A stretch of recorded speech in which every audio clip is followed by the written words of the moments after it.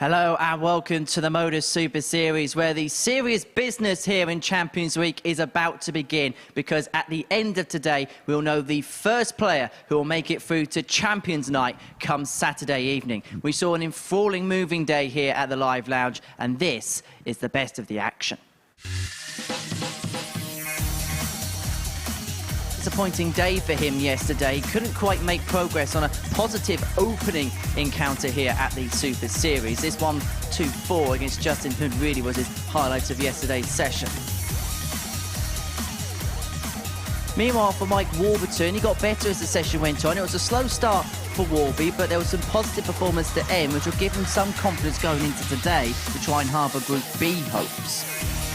As for Jelle Klassen, again, he'll be looking for another consistent day here at the Super Series. The Cobra nailed this 1-3-8. It was a Della for Jelle. As for Luke Littler, well, he put in the performance of yesterday, 108 average. He put in some blockbuster finishes. He really is in the equation. As for Justin Hood, well, it was pretty much the perfect day for him. 4 out of 5 for him. He was the big mover in the group. But Scott Taylor is the man to beat overnight. It is he who is at the top of the table going into the final day's action here at the Live Lounge.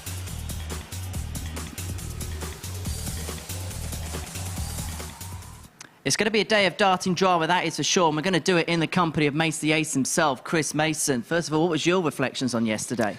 Yeah, I thought in terms of results, it was all about Scott Taylor and Justin Hood. Justin Hood nearly finishing top after starting the day on the bottom. But in terms of performance, all about Luke Littler. Well, let's have a look at the table, because it is Scott Taylor who is out in front in terms of it. But Justin Hood and Luke Littler are only a couple of points behind. Yeah, and of course, they'll meet each other today, so that will sort that out. In fact, Scott Taylor and Justin Hood play each other in the very first game, so they could potentially, well, they won't. Well, they could trade places if it was a big win for Justin Hood. But you would think if Scott Taylor wins that one, can anybody catch him from there? He can effectively do the job for him right at the very start, for anybody else is in action. Yeah, I mean, the rest of the field will be cheering Justin Hood on and hoping he can get one over Scott Taylor, and that will sort of begin to close the pack up. But yeah, a win for Scott Taylor in the opening match could well be huge. Well, let's have a look at yesterday from a numerical standpoint now. These are day 2 by the numbers. Once again, a lot of breaks of throw, and again, a really good overall average and checkout ratio from the players. Yeah, 90.73, which is up there with Monday's numbers. And again, you know, we're so used to seeing that 33%, 1 out of 3, which is pretty much par in terms of finishing. But again, right up there, 38.08%. A 10-darter, another 170. 2 days running, we've had 170s. Now on Monday, we had one from Scott Taylor. And then the high average of the week has gone up again to 108. In fact, we had 200 pluses yesterday from Littler. I know only 2 days in, but in terms of standard at a Champions League, is this the best you've seen yet? Yeah. Yeah, when we sort of looked at it on paper, and then you looked at the individual performances and how they qualified, and you know, Scott Taylor and Luke Littler both averaged in excess of 109 to qualify. You look at some of the numbers Justin Hood threw, was a massive outsider on finals night to qualify for Champions League, but they all tick boxes. You know, someone like Matt Clark may not be the most spectacular, but in terms of reliability and grinding it out, you know, that's why he's in the equation.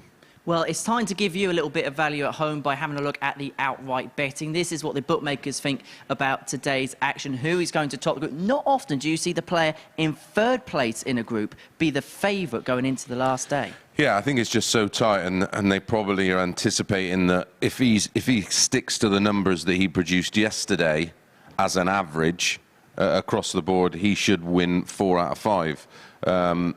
You know, in terms of finishing in the top 3 out of 5 every day is fairly solid, and would put him, you know, it would put him on 18 points. But this week that might not be enough. I think the number is 20.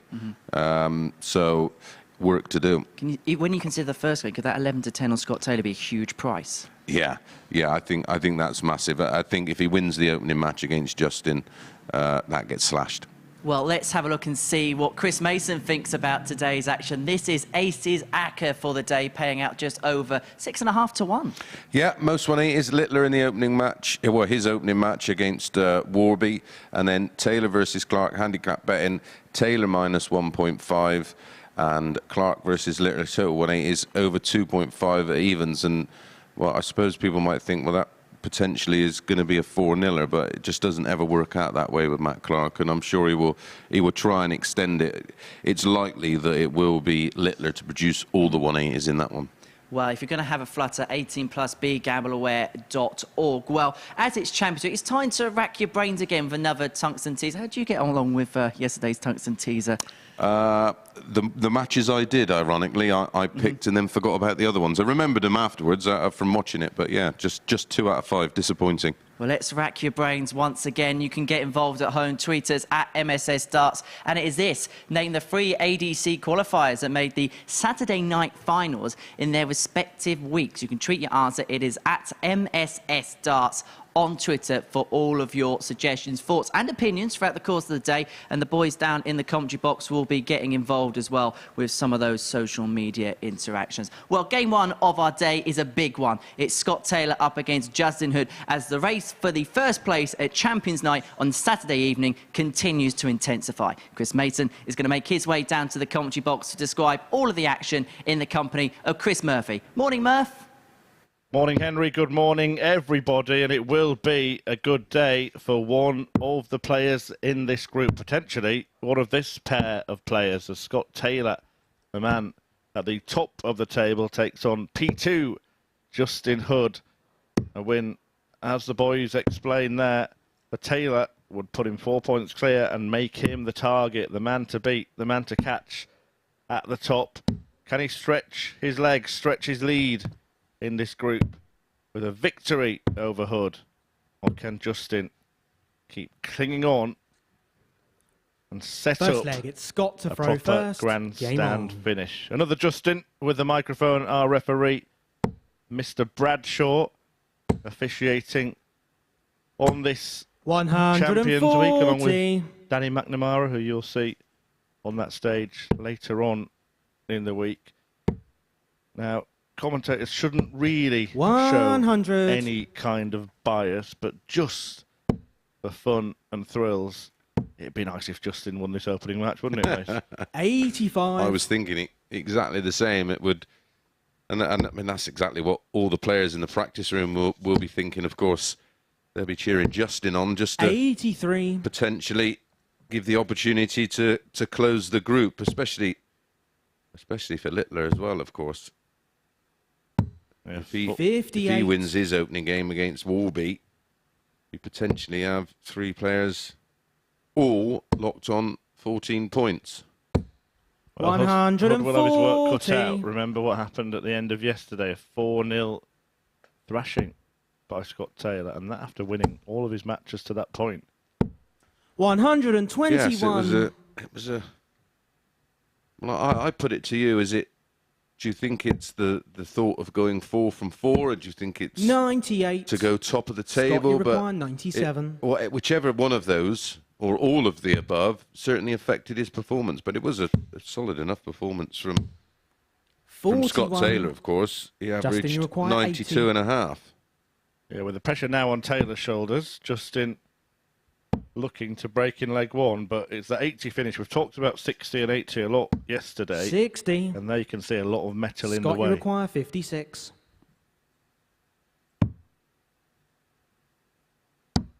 Game shot No in the trouble first for Taylor, leg. who Scott takes Taylor. the lead and 5 straight legs against this opponent.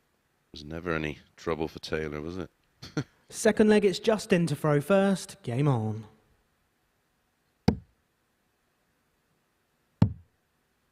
Yeah, we did say as well as we reached the 79. conclusion of yesterday that this fixture was going to be played end of yesterday, start of today, and if either player won both 60. times, then they were going to be really stretching their lead. Yeah. Well, you're forcing somebody else then to try and go 5 out of 5, and that even then may not be enough. Yeah, and that somebody else is only really going to be Luke Littler, 81. particularly if Taylor wins this match. But even without that, he's already 6 points clear, so it would take an almighty set of results for Klassen or Warburton to get anywhere near, and it would take a good swing for them to get into Group B. Yeah, I think Classy, Warby and Matt Clark are into Group C. 100. I think what we've got now is a playoff between the top three. Yeah, well, if you think it's going to get any easier, the next group, 85. Steve West, Owen Bates, Jacob Taylor. Yeah, good luck with that. Yeah, it's just so, and that's how it should be. 140. Slightly later start, by the way. You can have a Justin, lie-in you tomorrow, require or you can actually do your job in the 141. morning, whichever it is. 1 p.m. on the MODUS Super Series YouTube channel. Joining sporty stuff at 3. 121. Scott, you require 120. Good reply here.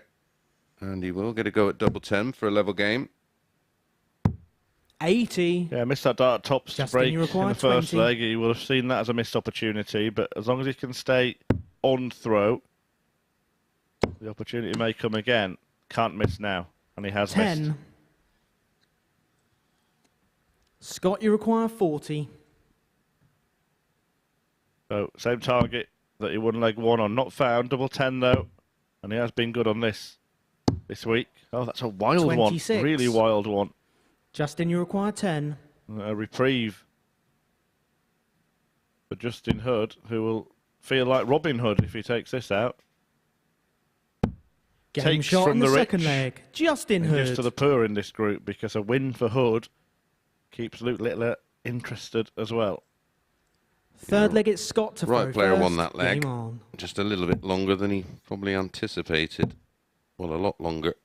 Well, he's actually 30. thrown out a double first in both legs, hasn't he? Yeah. So he would have been bitterly disappointed to have found himself 2-0 down. 140. Looking at the start on Monday for both players. 137. They met in match number 2, and it was a good standard. So neither worry about the early start. You do get with some players 100. their opening matches, and it follows a.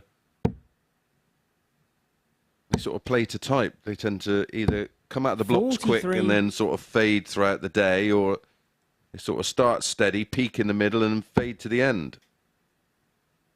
Well, I've got a confession now. I worried about the early start this 83. morning because I slept through my alarm clock. And I had that moment of panic. It was only 13 minutes after it should have gone off, but it felt like it was 3 hours. 140. I had similar after a Super Sunday, and George Noble had to step in. Oh, I remember, yeah. Just for the first match, wasn't it? Yeah, well, that was one of those 162. tungsten teasers, Scott, you wasn't it? require 151. Name all the people to have commentated at the Super Series and then Live League. I doubt too many 51. would have got George Justin, you Noble. require Yeah, 16. one of the few people has just done like one. Well, he did one match, but a One few match, have done one yeah. shift, haven't they? One session. Again, he's not looking 12. too comfortable on the doubles. A few people would have forgotten about Scott, you Fallon, I'm require sure, doing 100. one. Yeah, and the Mr. Taylor in darts, same day. Yep. Well, has to go tops now, you would think. 40. I really Justin, you require don't like. 4. Although on that occasion, I suppose it's not too bad because it looks like such a good guide Game shot in the That's third a leg. breaker throw. Justin Hood. for Justin Hood. Or you mean once they've missed outside to go for it again to Yeah. try and leave it? I mean, Fourth leg, it's to me, it's a Justin bit to of throw a first. resigned Game dart, on. like you're expecting Yeah. your opponent to hit the double. Yeah, agreed. Which Hood did, but I mean, he's messed around in every leg on doubles. 2 out of 10. 123. The good news for him is that he's getting there first, time after time. Yeah, don't forget today's 70. tungsten teaser set by our quiz master himself.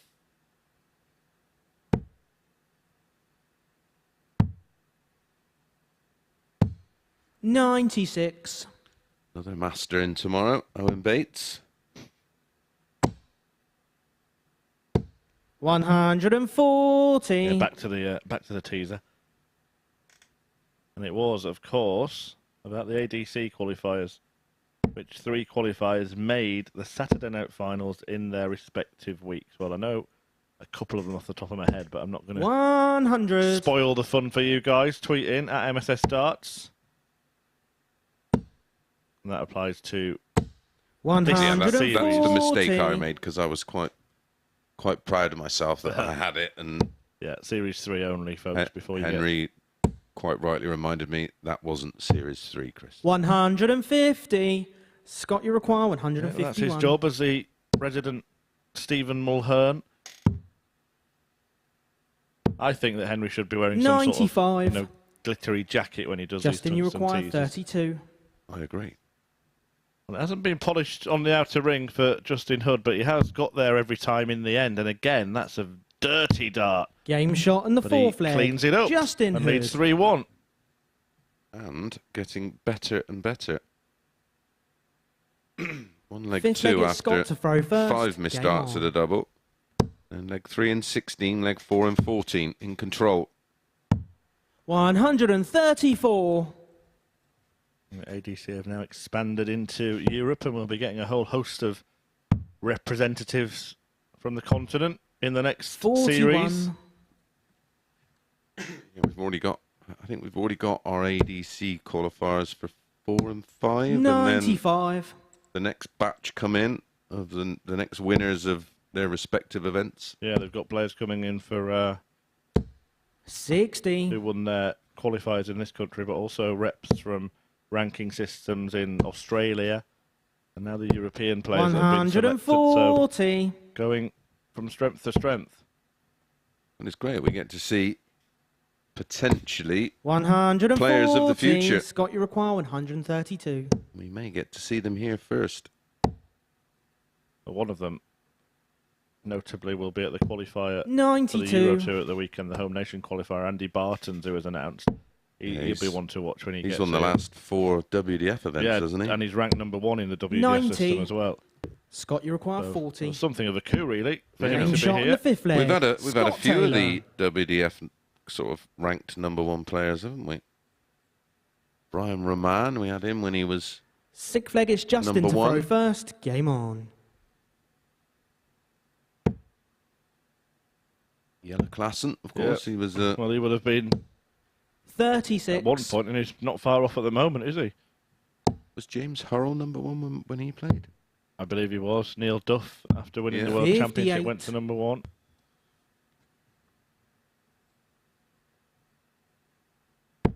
Luke Littler must be pretty high as well. I think he's 123. pretty high in everything he plays in.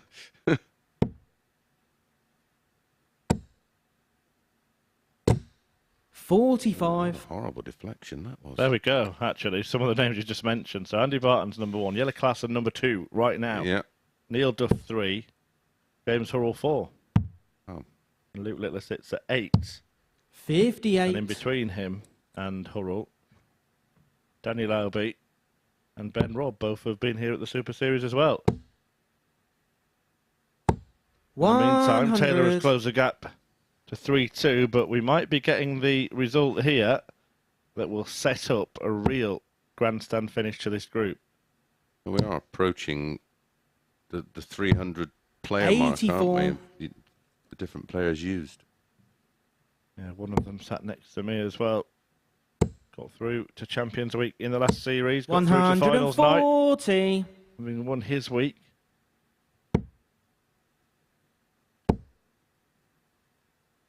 No, I did have it 100. Scott, you require corrected to me. I won't tell you 158. who, because you might go and have a word in the shell. But when I said you were the only Super Series commentator to have got through to 102. Champions Week, I was told that Martin Adams Justin, you did. He require did a 100. shift, one shift on commentary. Yes, he did. Yeah, I remember it. 60. Well, this could be Scott, the you key require moment 56. then, not just in this match, but in this day, in this group. Game shot on the And sixth it's a leg. perfectly Scott pitched dart Taylor. from Scott Taylor, which not only takes us to a decider, but basically gives him Seventh the and advantage final in leg. this It's match Scott once to again. throw first. Game on.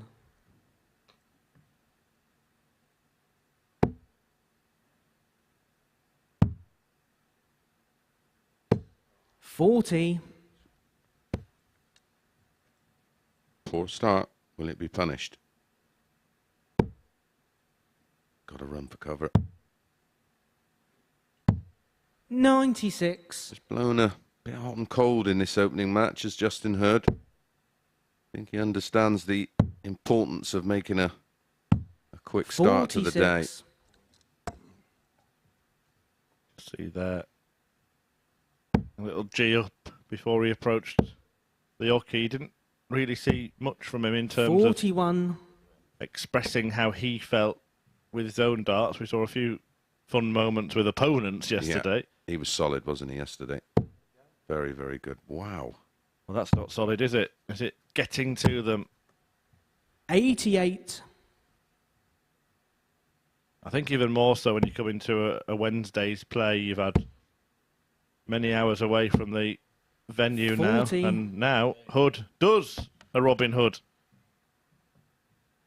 Yeah, and they'll have studied the table. They'll know the significance of this first match. Yeah. Yeah, they've had a lot of time 117. a lot of time to think about it. A bit like playing in a big major tournament, isn't it? When you've got such an important first match, it's like, well, yeah, you're building up just for that 40. one game. For weeks. Yeah. I think we saw that with Jamie Durrant last week. He was in a decent position to try and get into Group B, it was, and he knew that his first 64. match might be pivotal and maybe put all of his energy into that, lost it, and ended up then losing the rest of the games that day. Hood's making a move, 140. but only Scott gets Uruguay down with to the same kind of 146. territory. 82 left. Pulls the shot. Yeah, if he hits the ball, then he'll get 32. If he hit the 74. 25, he would have been on a Justin nice Uruguay, 144. single to double, but hitting a 10 has put him in trouble. Because it means may only 94. be one dart, and Scott depending Uruguay, where he goes, 72. I think it'll be 16s. It is, it's 2 darts, a double 12. Oh, Game, great finish. shot. And the match, And a great Scott start Taylor. to the day from Scott Taylor, who's just reeled off the last 3 legs in what was a little bit of a cagey clash. The players knowing what's at stake, but now Taylor, well, he has made his move. He moves 4 clear of Justin Hood in the table with that victory. Beat him 4-0 yesterday, 4-3 from 3-1 down today, and it was a finishing what won it, 4 out of 7 for Scott Taylor in that match. Now Luke Littler can answer when he plays in a couple of games' time, can close the gap to 2 points, and of course still has Taylor to play. But before that, it's Jelle Klassen against Matt Clark.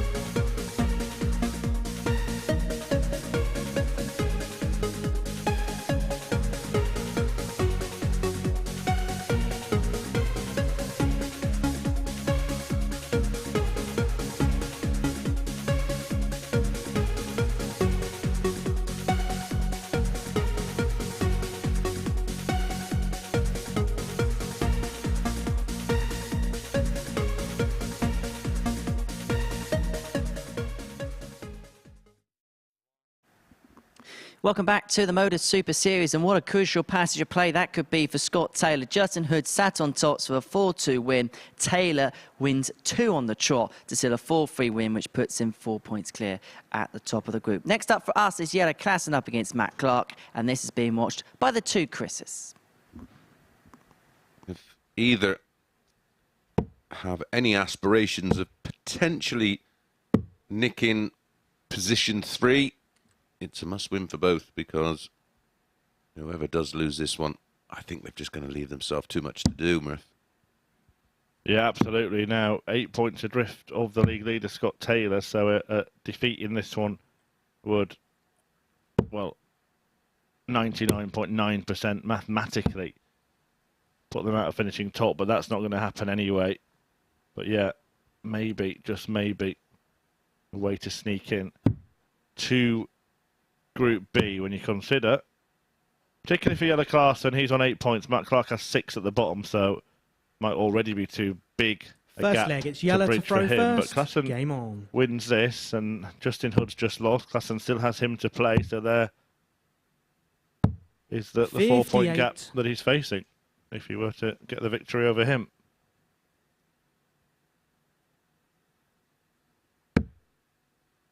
It shows how important a good start is, because when players don't make that, not necessarily dynamic start, but something that gives them a little bit of confidence, you can see them getting bogged down 140 and so aware of the point situation and table position.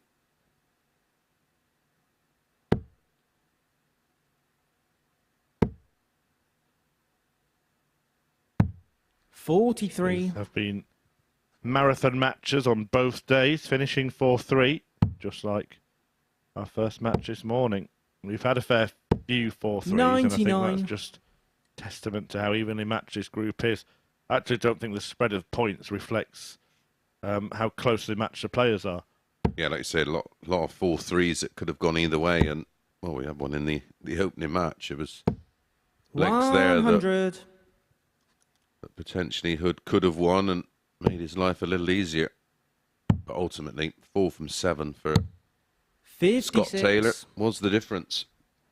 Yeah, as for Matt Clark, he's in the worst position after a really poor day yesterday, actually. He lost all 5 of his matches.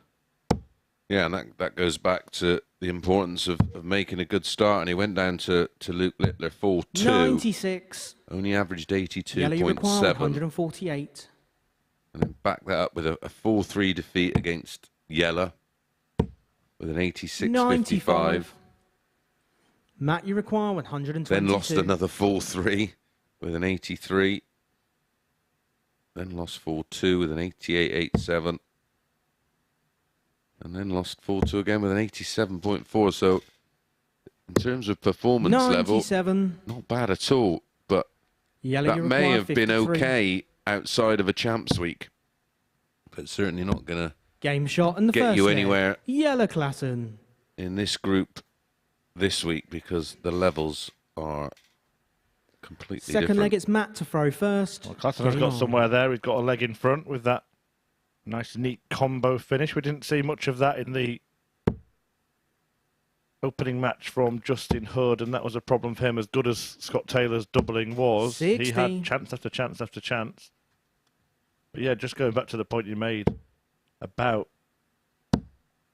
Matt Clark, he won 12 legs of 180. darts yesterday. You know, usually you'd expect to get at least one win from that return. When you consider that on Monday, Justin Hood, Mike Warburton and Yellow Klassen, well, 2 of them won 14.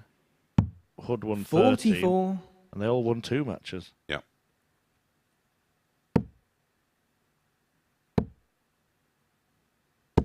$140. But we did see the separation in the group. Clark's bad run saw him go from top to bottom. Hood's good run saw him go in the other direction. Yeah, and if he'd have won his final match yesterday against Taylor, it would have been 100. him that did literally go from the bottom to the top. Yeah, but now it's not looking good for Hood. 89. Luke Littler, the man tasked seemingly with stopping Scott Taylor. And interestingly, the two players that had the best finals night performances battling it out at the top of Group A. Maybe not one-hit wonders, Chris. 100. Luke Littler isn't, Yellow, that's you for require sure. 92. He showed us that yesterday. Yeah, just the checkouts alone Oh. prove that. Well, yeah, just the checkouts were... 80. He had his own highlight reel. Yeah. And I think I'll probably forget some, but we saw a 132, a 146, a 152. 134. 134, yeah. 100. This is just from Littler. Yellow, you require We had a 12. 170 from Warby. Game shot and the Well, a second simple leg. double Yellow six is Klassen. just as effective. Wins the leg for Klassen. Doubles his lead. And maybe he will get into the conversation. Third leg for is Group yellow B. to throw first. Game on. Still got, of course, both Hood and Littler 60. to play yellow Klassen. And he's actually going to play Justin Hood in his next match. So if he wins this one and then beats Justin Hood, suddenly our condemnation of Klassen 140. to Group C might look a little bit foolish.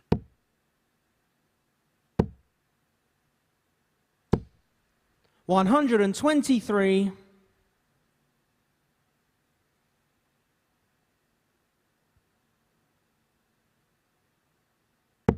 I suppose on a Champions Week, we know that every player in the group is capable of going through the card 46. unbeaten, but because of that, it makes it less likely that it will happen. Absolutely. And I'm expecting a good day from Warby because he will have taken 134. a little bit of confidence on how he ended the day, especially as I mean, again, he lost 4-3 to Littler with a 98.14. 100. He lost with an 87, one with an 86, but there was, and he 136. certainly looked better when he started to pick the pace up a little bit, and there was a bit more rhythm to everything. I think he was trying to be too precise yesterday and paid the price.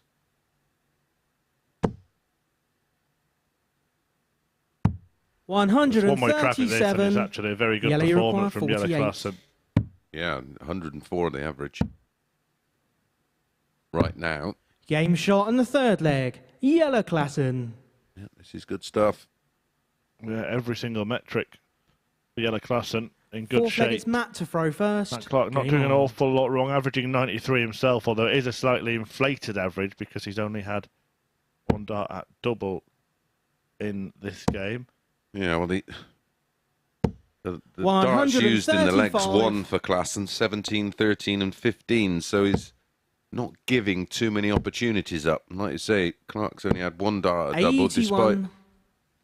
him going along quite nicely in terms of average. Yeah, and you highlighted it when you went through his results from yesterday. I mentioned it early in yesterday's show. It takes a lot to beat Matt Clark convincingly. 58. 4-2s and 4-3s all day yesterday. This Yeah. will be 4-0. Yeah, I mean, he is, and this isn't a slight. He 96. is very one pace, but that one pace makes him tough to beat. It must be tough, though, Mace, to be in this group knowing that you are basically condemned to Group C, even if that's not the case for Klassen. It certainly is for Clark on 6 points at the bottom. Yeah, so just to remain as mentally 100. engaged with it Yeah, all. where does the motivation come from? And that's something that continues to impress me in the Super Series, the integrity 94. of the players who Yeah, give it their all, even though they're playing for only pride. yeah. When we say that, obviously every darts player goes up and throws the darts to the best of their ability in every match, but everybody's had days at work that maybe matter 58. less than other days, and when you've got a big day ahead, you probably switch on, make sure you're up bright and early, do everything to approach that day when it doesn't matter as much. It's hard to 40. just, even subconsciously, just be Matt, as you require engaged with 150. what you're doing as you would be, say, if you were contending at the other end of the group. Well, it's not us saying, oh, he's bottom of the league, so he doesn't care or anything like that. 55. That's not the case, but it's just human nature, isn't it?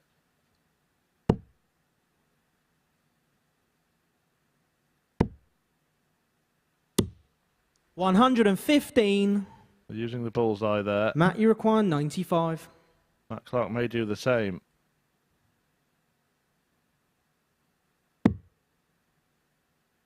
That's why I'm a little bit surprised that you overslept this morning. I thought you'd have been bouncing out of bed in anticipation of spending shot another on the day fourth with leg. yours Matt truly Clark. as Matt Clark gets his first chalk on the board, and Howe with a lovely ball. Fifth finish. leg, it's Yeller to throw first. Well, that was the Game on. intention, mate. It's like I said, every intention in setting the alarm, just the body had other ideas. 140. But Yeah, I must admit, I was struggling this morning. It's been we've non-stop since traveling to the Netherlands on Thursday. yeah, well, I also did the 3 days 140. last week here as well, so basically non-stop, but would not have it any other way. And Matt Clark, once again, 96. just highlights the case for his tenacity, his darting doggedness, refusing to be beaten to nil with that brilliant 95 checkout, ending on the bullseye. 58.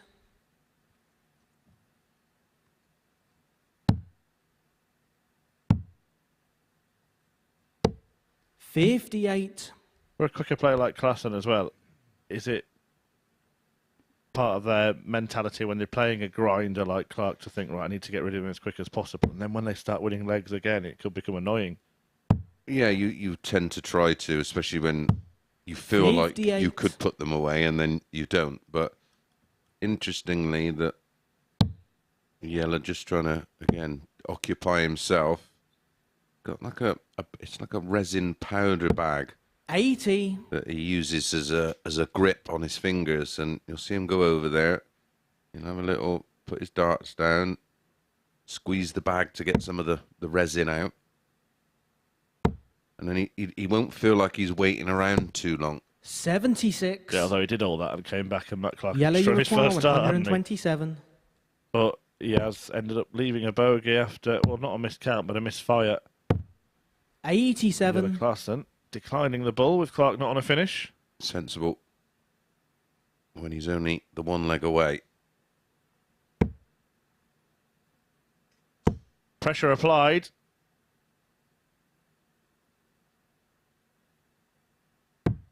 $129. Yeller, you require 40.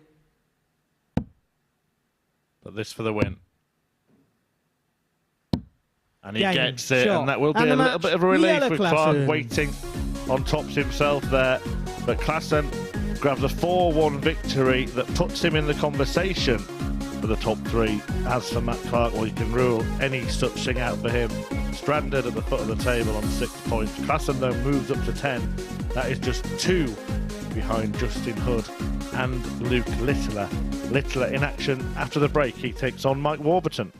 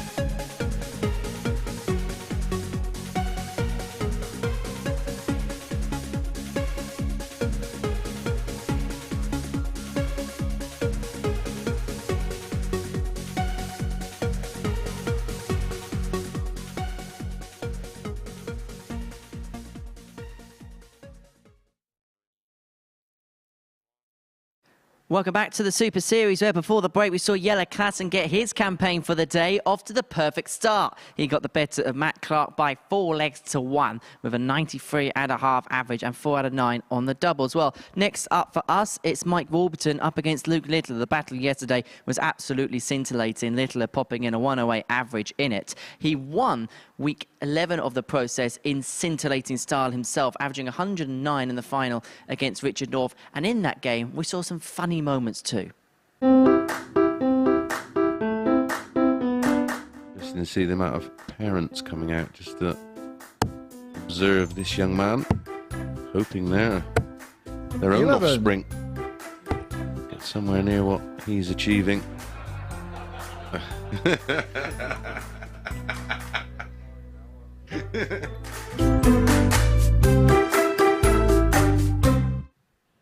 Well, if you don't laugh, you'll cry, Chris, eh? And you Well- certainly did laugh, didn't you? Shame on you. Talking about timing, I'm talking about watching this young man and what he's achieving, and it's a proper ropey 11.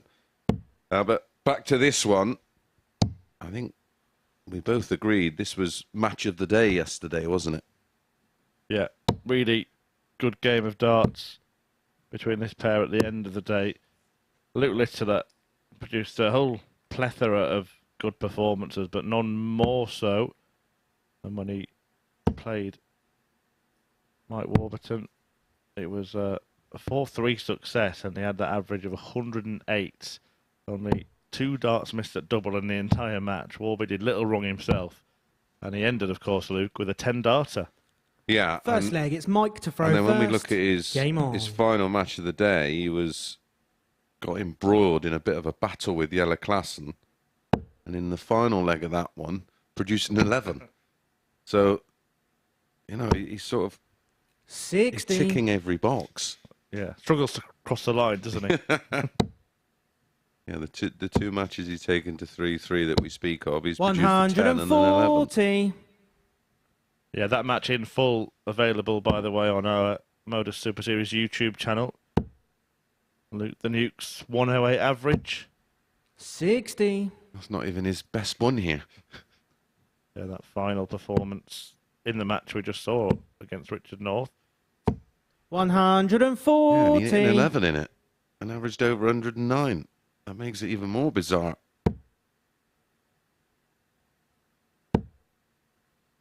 Yeah, and I think that was the 100. irony of the little fist bump there, because Richard North was doing it to say, well, thanks, mate, Yeah. because you're not missing anything at any point. 140. Good character, North. It'll be good to see him back in the next series. It'll be good to see you in the next series as well. Tickets available for our Saturday nights via dartshop.tv. 100. After this leg, we'll Luke, flash you up the require QR 81. code for those of you that are Yeah, get your phones ready. tech savvy. Well, you might want to record this as well, because Would have been back-to-back 69. 11s. yeah, About 18 hours apart or something.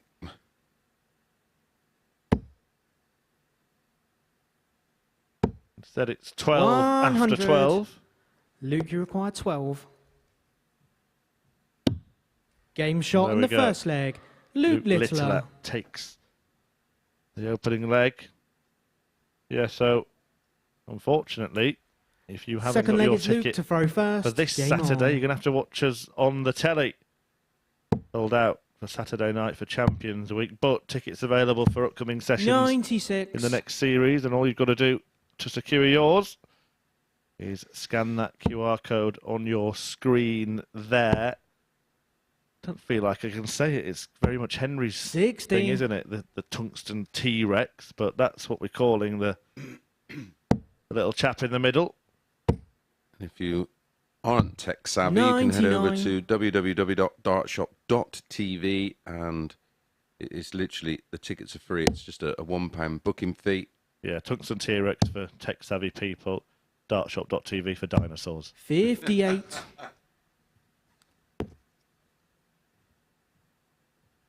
We've reached the age where going to a website is seen as sort of prehistoric, mate. I know.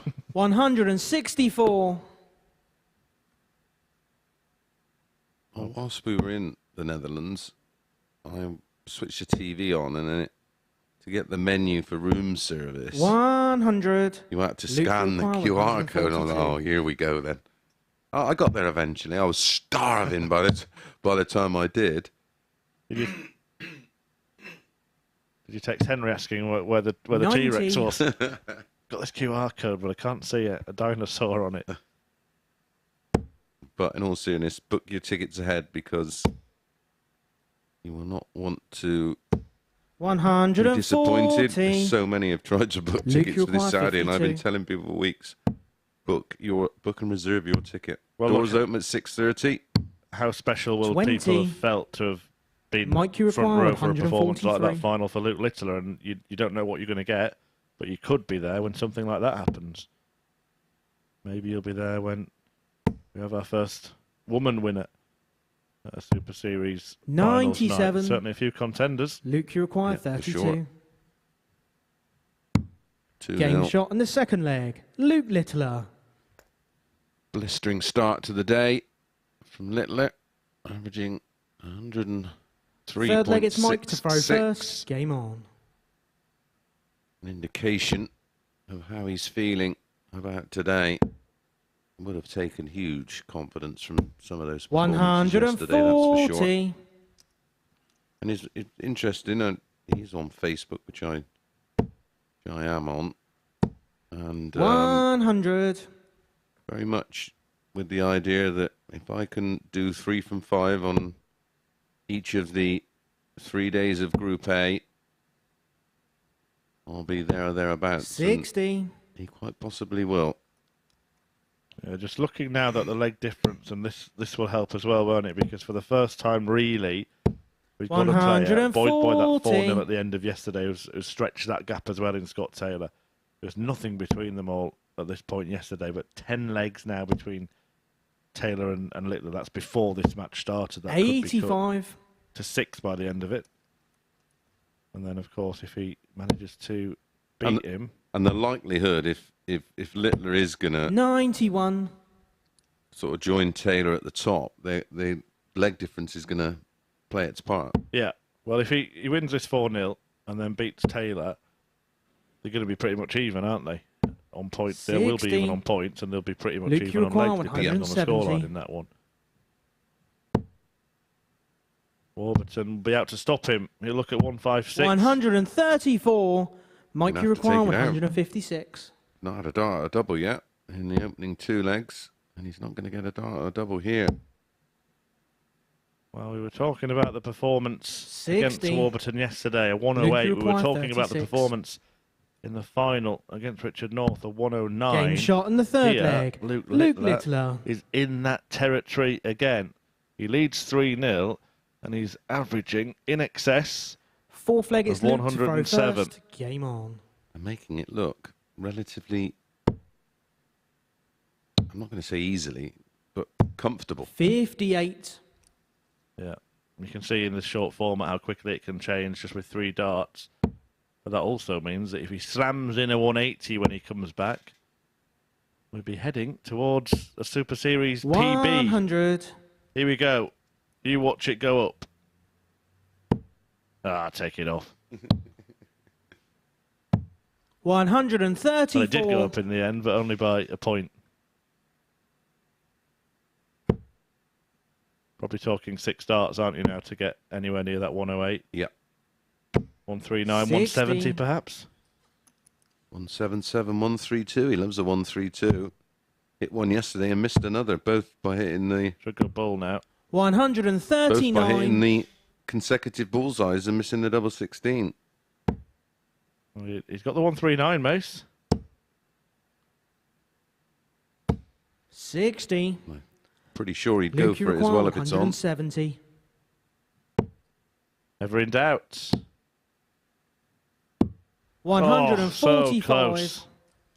Well, it would have seen him post a personal best Yep. at the Super It would Series, have been over 110 had that ball gone in. but it looks like he is going to make the perfect start. 180. Luke, you require 25. No dart at double for Mike Warburton in this match, 9. but Maybe that will change now. Mike, you require 101. It will be 281 in 6.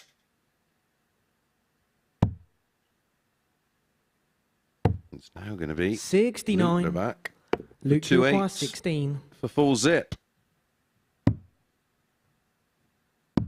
In he goes. Shot. And the match, Luke Littler. Winning legs in that match of 13, 16, 13 and 17. An end average of 101.90, 85.45 for Warby. Didn't get a double. Only 180 in the match.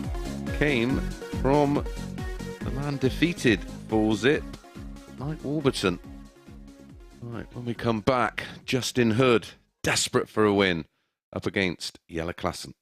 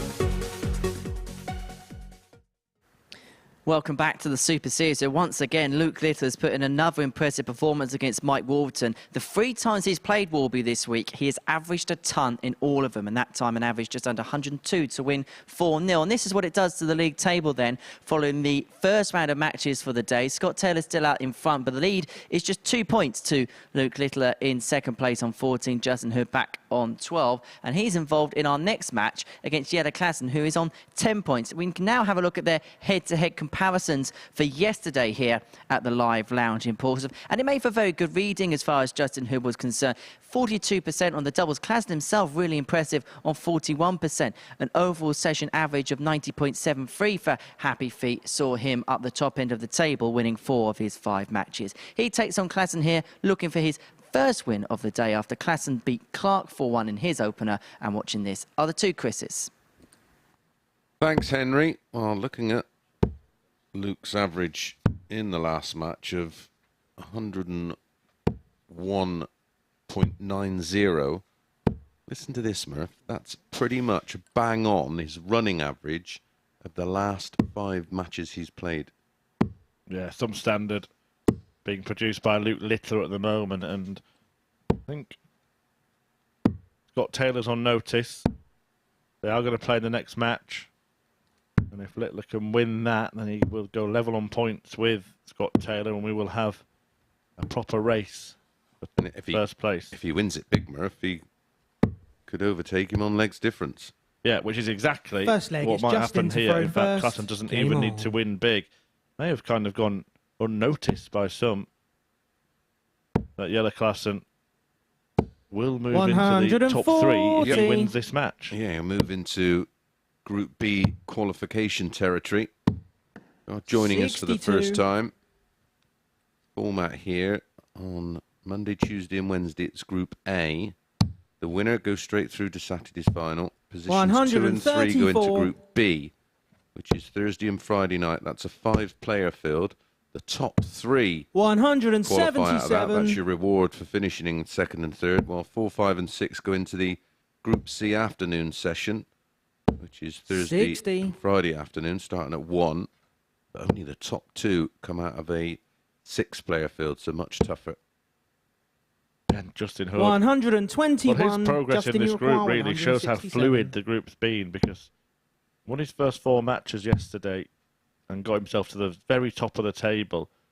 And then by losing his first 2 today, potentially, could find himself out of the top 3. 85. Yeah, into Yellow 4th. require 141. 1-4-1 for Klassen. Not going to go, so Hood will come back. Looking at a bullseye to 83. start. Justin, you require 82. 17. Tops. Tops he Game gets. shot on the first leg. Justin Hood. Yeah, it's the other side of the coin worth mentioning as well. If Klassen loses a match, and he can Second leg, it's probably yellow wave to throw goodbye first. to Game on. the top 3. That's how big it is for him.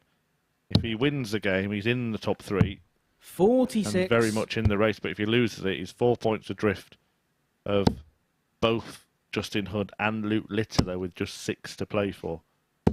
140. Kind of do or die in that race for the Dutchman. 85.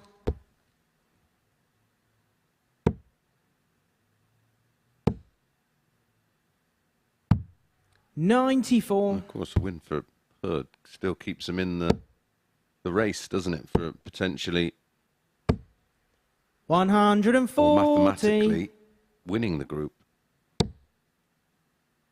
The only game he lost yesterday was the last one. Maybe he's 59. going to do a reversal today and lose the opening match and win the rest. Yeah, really the only thing that can happen that just puts an end to everything is Scott 180. Taylor winning against Luke Littler.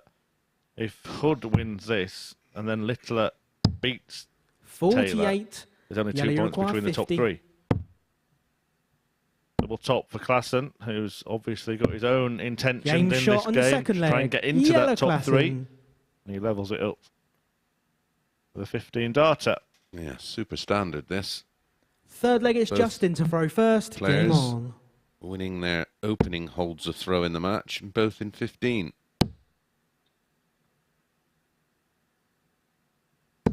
100.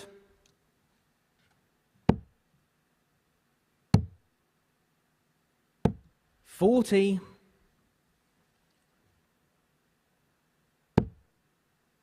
Do have a look at our 93. MODUS Super Series Twitter page at MSS Darts. I am informed that there's some sort of game of bingo going on featuring 96. those commentators. I will. Well, I haven't looked close enough at the card yet to decide whether I'm going to be offended or not. But play along. 57. Have any questions, myself or Murph, or observations? 59. Do get in touch at MSS Darts on Twitter, and Murph has got that page open, so you'll come direct into the comms box. Any good 140. ones we'll read out. Just a lot of people are making the same mistake that we did, which is which 3 qualifiers have made their Saturday night's final in respective weeks. It does relate to Series 3 only. We'll have to have a word with Henry about the phrasing of the question. Yeah, the previous 12 weeks you're looking at. Game shot on the third leg. Justin Hood. A great finish from Hood. And another 15 darter. 111. So, Fourth yeah, that leg is question, yellow the to throw tungsten first. teaser. Game In on. Series 3, the caveat, which 3 ADC qualifiers made the Saturday night's final in their 96. respective weeks. Tweet your answers in at MSS Darts. And if you get it right, then our very own quizmaster Henry 96. Deacon will give you a shout out at the end of the show. And you can follow us across all the usual social medias. 58. Yeah, loads of great content at the moment. Again, at MSS Darts on Facebook, Instagram, TikTok and Twitter. 139.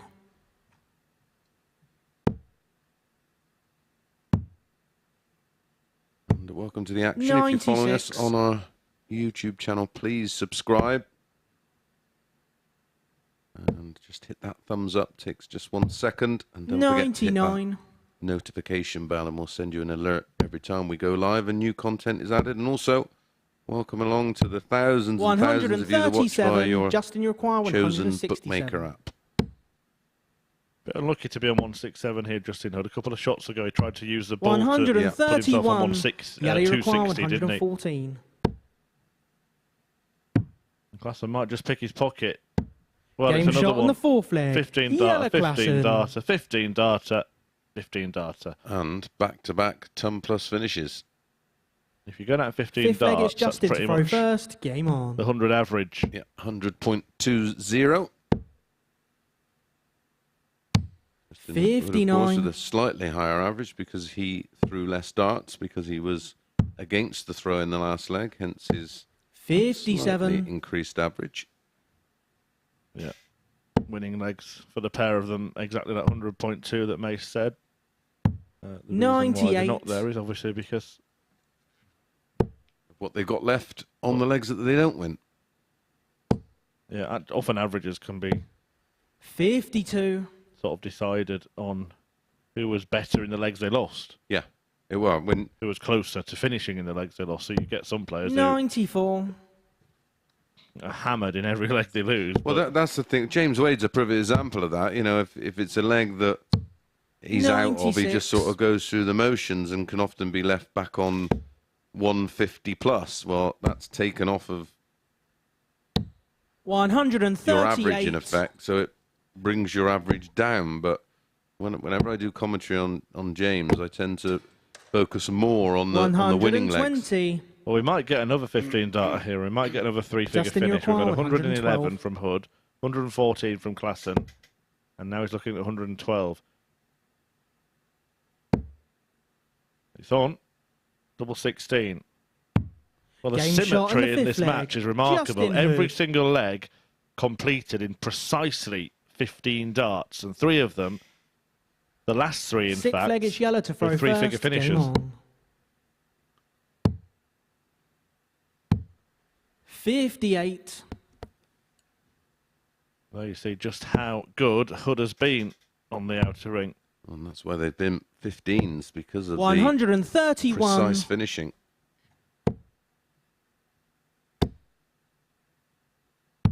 139. I'd say it's top standard stuff at the Super Series. 5 visit legs, should I say. 60.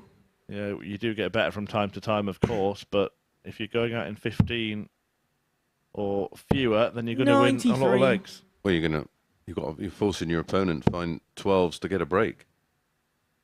And you're forcing your opponent to go out in 5 visits 94. to not be broken.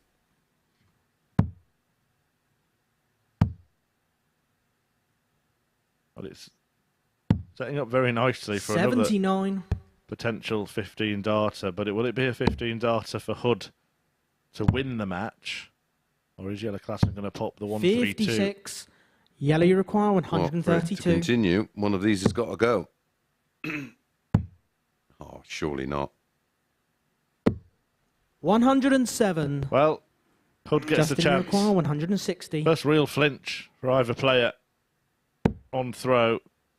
But Klassen is let off. And the run of 5 visit legs 95. Yellow comes to Iroquois, an end. 25. And maybe the match is about to come to an 17. end. Yeah, the holds a throw Justin Iroquois, may 65. come to an end. If that's the case, oh, he's going to have to go 11 ball. Yeah, dead unlucky there. And can't locate the balls. I 34. remember the importance Yellow of this Iroquois, leg. 8. If Klassen loses it, that's Group Game C for shot on him the pretty 6th much. leg. Yellow If he loses the Klassen. match. If Hood wins the match, however, he's still in contention for top spot. If Klassen wins the match, 7th and he final moves leg. into It's the top Justin to 3. throw first. Game So on. that is how big this leg is. Do or die for Klassen in terms of the top 3. Do or die for Hood 57. in terms of winning the group. 96. Not too much riding on it then, Murph. Yeah, and you've explained how significant that could be. Of course, winning the group gets you 2 finals tonight, but getting to Group B gives you a much bigger chance 140. than Group C. Yeah, 60% chance of getting through Group B, only a 30% chance of getting through 99. Group C. It's twice as likely. Literally. Yeah. I don't know which odds I'd prefer. 58. They start on the 19s here, Klassen, but he's wayward. 46. We're seeing a little bit of caginess here. Remember that all of the first 5 legs in this match were done in 15. Here we are. 58. After a dozen for Hood, when he's not on a finish. Klassen needs to find at least 1 treble to make sure he is. 60. And he can't do it.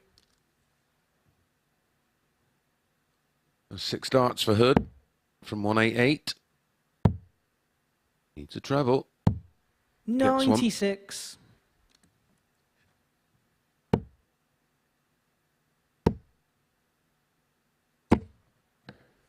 $80. Justin Iroquois, 92. Dejected after the dart was ejected. And he will be rejected. 76. Yellow Iroquois, Well, it still might be in his head. 120. He needs to forget about it and just concentrate on the finisher he has got in front of him. Because had he hit it, Klassen would 41. have gone into Justin the top Iroquois, 3. 16. But if Hood hits this, he can pretty much confirm Game, Klassen shot, in and the Group match, C. Justin As Hood. Hood keeps his hopes alive of winning this group. A game that started fantastically. 5 successive 15 dart legs and 3 three-figure finishers, including the 112 and 114 you can see there. But as the game neared its conclusion, caginess set in, and it was Hood who held his nerve and his throw in the decider to keep himself in contention for winning this group. But a big match in that race coming up next. Scott Taylor can pretty much seal it if he beats Luke Littler, but if Littler wins, then he goes level with Taylor on points. This is a huge one. Don't go anywhere.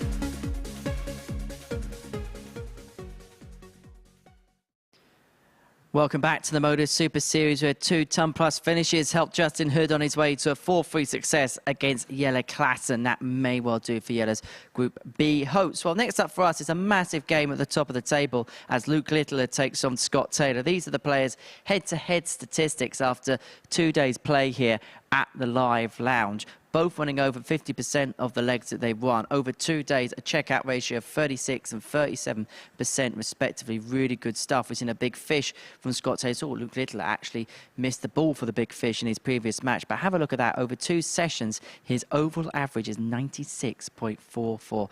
Ridiculous numbers, that is. So, massive game incoming here. Watching this one in the commentary box, Chris Murphy and Chris Mason. Thanks, Henry. Well, yeah, the actual head-to-head between the 2 players is good reading for Scott Taylor. A 4-2 success against Luke Littler yesterday to back up a 4-1 success against the man of the moment on Monday. And Luke certainly is the man of the moment. Chris Mason mentioned at the start of the previous match this running average of around 102, stretching back 5 matches, but it is 5 matches. It includes defeat to Scott Taylor and a 3rd defeat of the week at the hands of the Boltonian. Would mean that Taylor has got a firm foot in finals night. Littler needs to win this, not just for himself, but also for Justin Hood. Yeah, well, what makes that spell I calculated was in that 4-2 defeat to Scott Taylor. I say only. He averaged 94.4 only. So that just shows you how well he's played around that contest to have a running average of the last 5 games of close to 102. And here's why. 140. Grouping is up there with the best.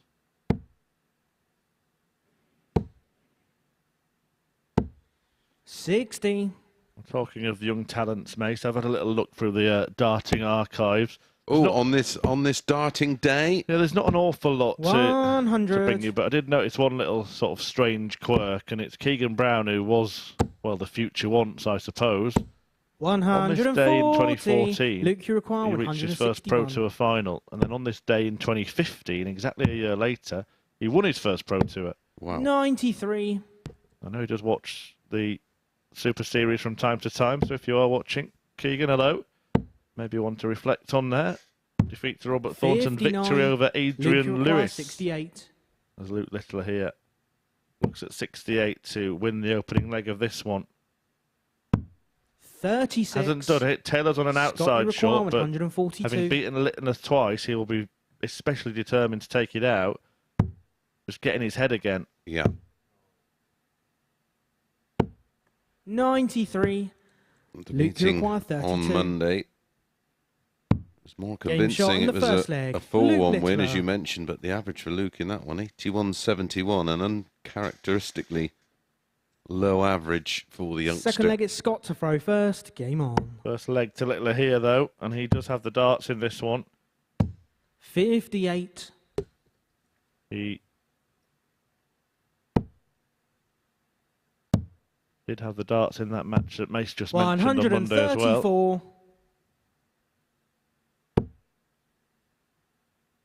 It was only his second match 98.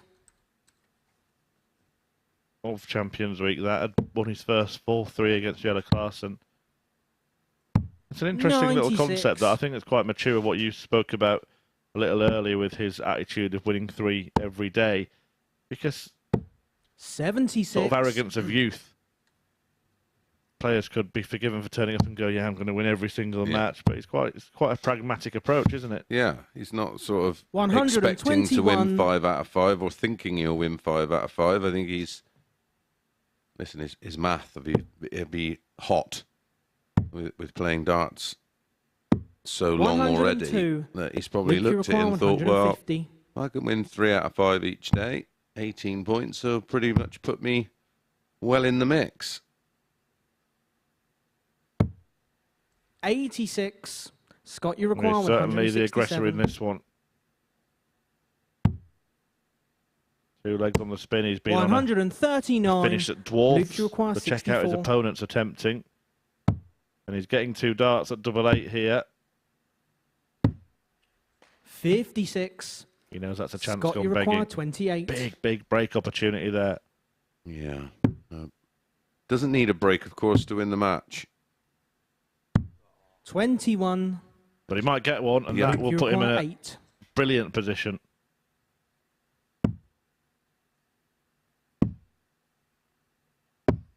Game shot in the second and leg. it means Luke Littler. that if he wins 2 more legs, he will be tied at the top with Scott Taylor. If he wins 2 more legs Third leg, it's Luke unanswered, to throw first. Game on. then he's actually going to go top of the table. Yeah, he'll be +8 on the leg difference, won't he? And Taylor will be +6. 134. So a victory of 4-1 or better would actually put him to the 30. top, because he would be ahead on legs 1 if he won it 4-1, or nearly be ahead on legs difference. I know Henry will 134. be across all the permutations for the rest of the day now. He will keep you updated, 93. and we'll try our best in the commentary box as well. But it's looking like it is going to be a 3-horse 104. race between Taylor, Littler and Hood, with this pair about to be level on 96. points, 2 ahead of Hood. Luke, you require Well, 129. guess who he plays next? Luke Littler. Oh, yeah. Yeah, Matt Clark against Mike Warburton to follow this one, and 64. then it is Hood and Littler. And then it'll be down to who's going to become the spoiler. But if Hood wins that, Six. They're all on 16. Luke, you require 65. Yeah, that's nice. 33 in the for third 32. leg. I Luke love that Littler. shot. Underused, I think. Yeah. It's just that's another one of those ones that we can talk about when we Fourth do leg, it's Scott a to throw feature on first. this. Game on. If you hit the 11, well, the 33-32 adjustment is lovely, up and down. 100. But if you hit the 11, the 14, which is another small adjustment up, leaves you tops. 139. Well, every single day, this boy is giving you something else to admire. And today, for me, it's the fact that he's turned up against an 100. opponent who's beaten him twice. Both times they've played this week, and he's produced this performance. He's not given Taylor much of a chance in this match. 140. He'd have those 3 darts when he ended up on double 14, didn't he, Yeah. to win the second leg. But other than that, 59. Luke has made all of the running in the game. And once again, mate, his average is up around that 100 mark. 96. Yeah. 98-84 currently, down to 126. Interesting to see his approach to that. Well, 96. he'll be going 19s Luke, you now. require 126. 4 of them on bolt for a blockbuster finish. See exactly 54. what he was trying to do with the second Scott, dart you there require as well, just aiming to the 146. left. Instead of shuffling across, just made the adjustment from where he was standing. Another in there, though, gives Taylor a dart at double 16. 114. Unlucky. Luke, you require 72. To go top of the table. 56. Thickness of a wire Scott, you away. require 32. This is just a hold. Game so shot Luke on the has fourth leg. Scott the Taylor. insurance policy of having the throw in this next leg to wrap it up. And as you said, 4-1 or better and he goes top. Yeah, 4-1 Fifth leg, it's Luke would be to on throw legs first. 1. Leg Game difference, on. of course, would be the same now because he's adding 3 to his +4 and taking 3 off Taylor's 96. +10. Crystal. +7 each, and then it goes to legs 1 if you're interested 21. on how things are separated in those scenarios when players are level on points. So it then goes leg difference, legs 1, then head-to-head wins. 96. Because we might get into that scenario today. So if Taylor and Littler were level in both those metrics, in fact, Taylor would end up 62. getting Yeah, the because position. He's won 2 of their 3 meetings. Yeah. And then in the other groups where they only played twice, if it's 139. one apiece, it could then go down to legs 1 in head-to-head meetings before eventually, Mace, they can be separated by their overall 100. averages. Luke, you require 170. I remember Colin Osborne missing out in Southampton cruelly, and it was like a 0.0 something Yeah. in terms of averages. And the rules were changed as a result of that, I believe, that other things came first. 140. Luke, you require Is Luke 80. Littler about to go first? Double 16. Game, He is. shot. It's a And the match, thumping win Luke for Luke Littler. Littler. A bit of revenge for a man who's beaten him twice this week. Scott Taylor, well, having got that victory against Justin Hood, probably felt he just needed to beat Littler again, and the group would have been his. But it's oh so different now. Littler continues this fabulous spell of form, a 96.97 average, 40% on the checkout. No ton topper in there for a change for Luke Littler. But what has changed is the league standings in this group. They're level on points, but he goes top just. Coming next, Matt Clark meets Mike Warburton.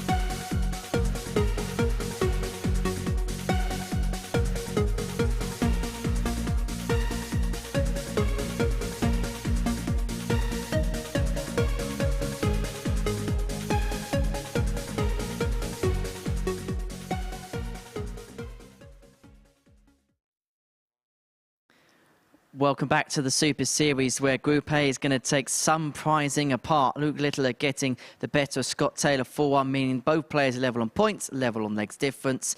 It's Luke Littler on legs 1 who's top of the table. Next up for us, Matt Clark up against Mike Warburton. These are how the two players compare after 2 days action here at the Super Series. Not really much to separate the pair. Warby, of course, treating us to that big fish finish and higher average overall. But when it comes to the checkouts, it's Matt Clark who is slightly better on that range. What's going to happen in this one? It's the final game of round 2. Here's the two Chris's.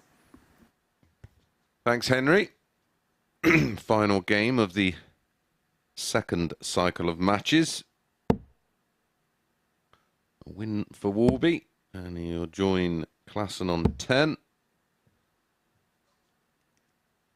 A win for Clark, and he'll join Warby on 8. But both these two really in the mix now in terms of well, even getting into Group B.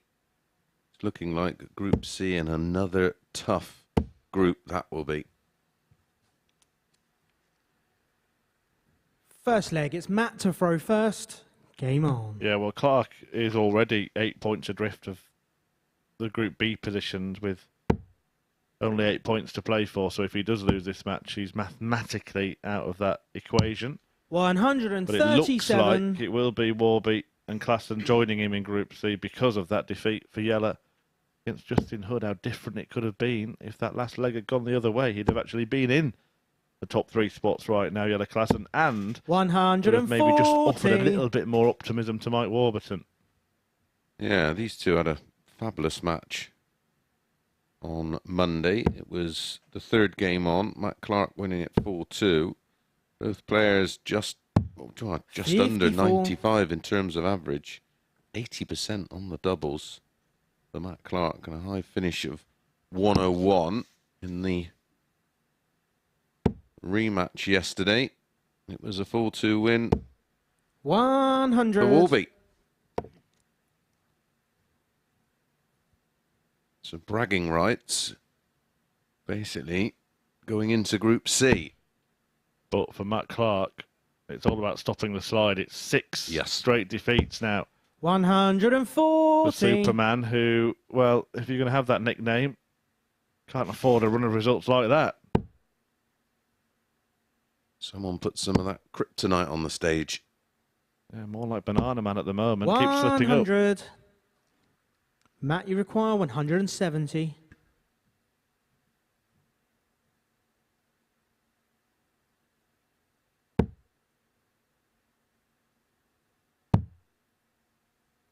Also, don't forget, let us know, who do you 58. think Mike, will you be require our 161. Series 3 Champions Week winner? You can get in touch on Twitter at MSS Darts. Murph has the app open. Game shot in the Ooh, first you leg. beauty. Mike Warburton. Shows you what he has in the locker in terms of ability, Warby. Second leg, it's Mike to throw first. Game on. Yeah, well, he didn't have much practice at throwing at doubles in the first match today, did he, Mike Warburton? So full credit there. He thought, if I get a check out, I'm going to have to take it out, because against Luke Littler, he lost 4-0 and didn't throw a dart at double. So in 2 matches, 60. all he's thrown at is the bullseye, and he's hit it for a 161 checkout. It's like that goalkeeper who's got nothing to do all match and then pulls out a world-class save in the last minute, that, isn't it? Fantastic from... Yeah, tips Warburton. one over the bar. 85.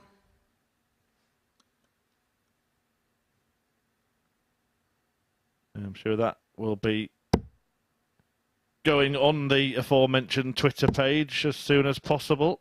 Yep, it's definitely one for the highlight reel. 60. And you can follow the progress of the day, the table, if you do need to be out and about at any point. I know that some of you have to dip in and out of the action. 100.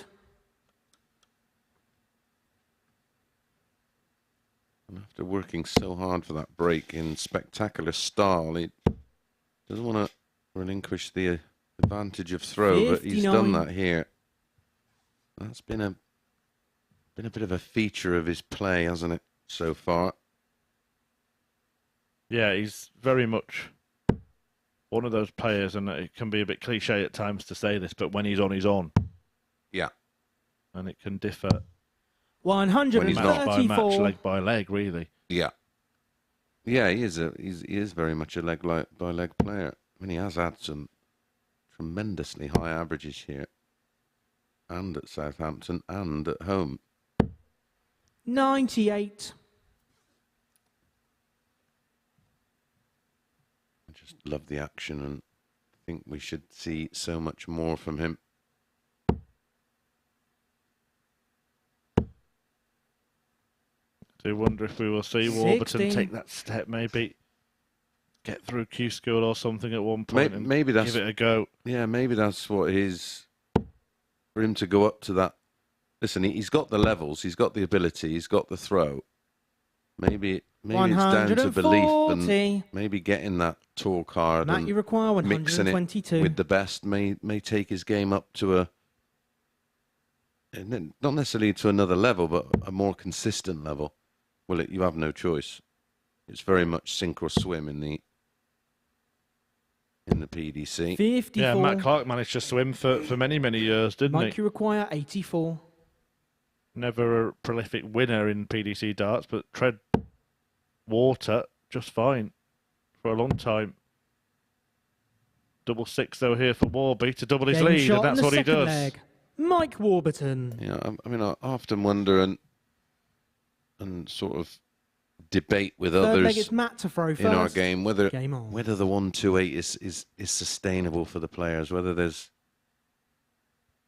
enough money for 128 tour card holders. They've got the same issue in the snooker, which sort of followed the 40. similar system to the darts, or vice versa. I can't remember what come first. I think it was the darts, but don't quote me.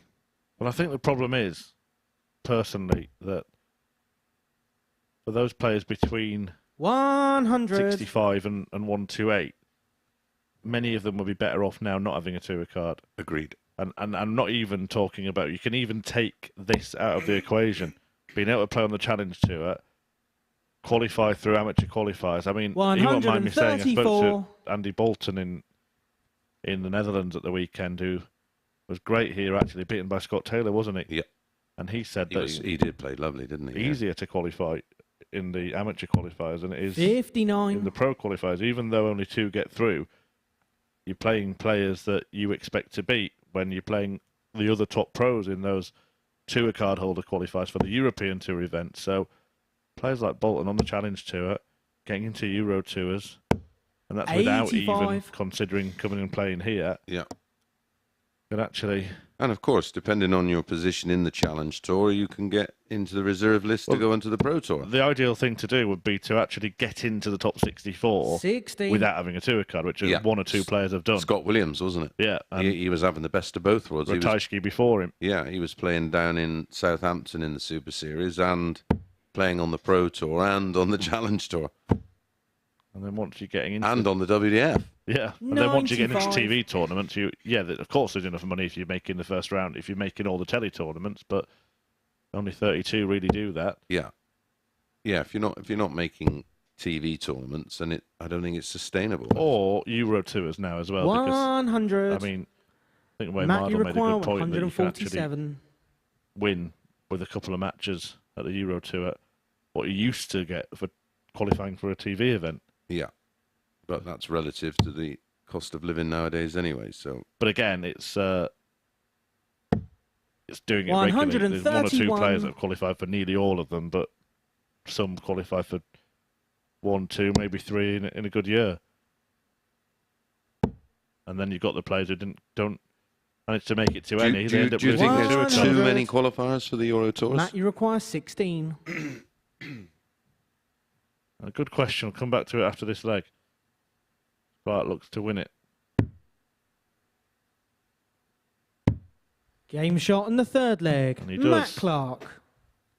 2-1. Yeah, it's a good time to talk about this stuff. Don't think that we're ignoring the darts in front of us, but this is effectively a Fourth dead leg, it's rubber. There Mike won't to be throw many first. of those. Game on. And full focus will be on Justin Hood against Luke Littler in the next game.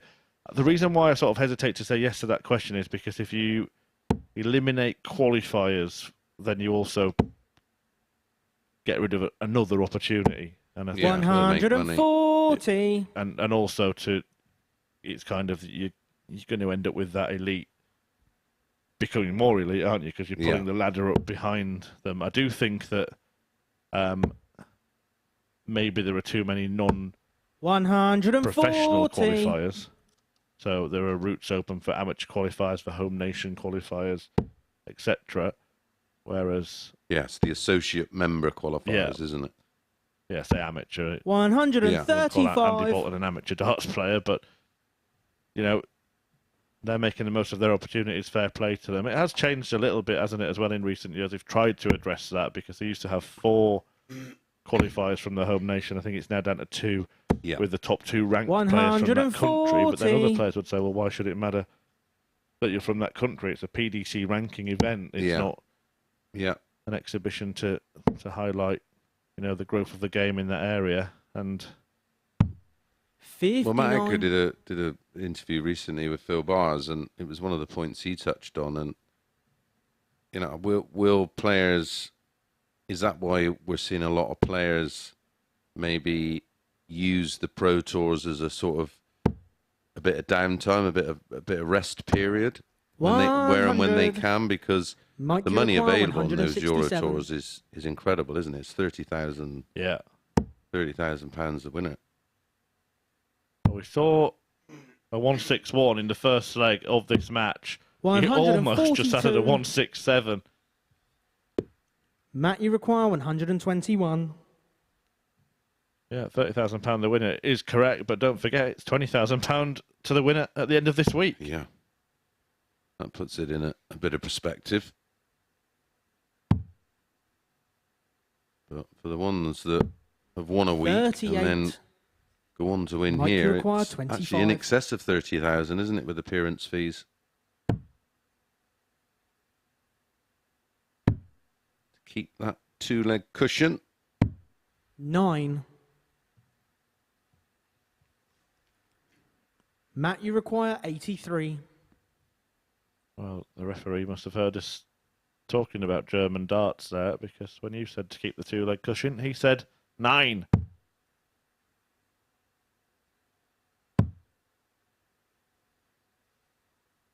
What's the German for bull? Bull. 52. Well, Mike Uruguay, 16. no bulls hit by Matt Clark. Warby wants double 8. Can't get much closer.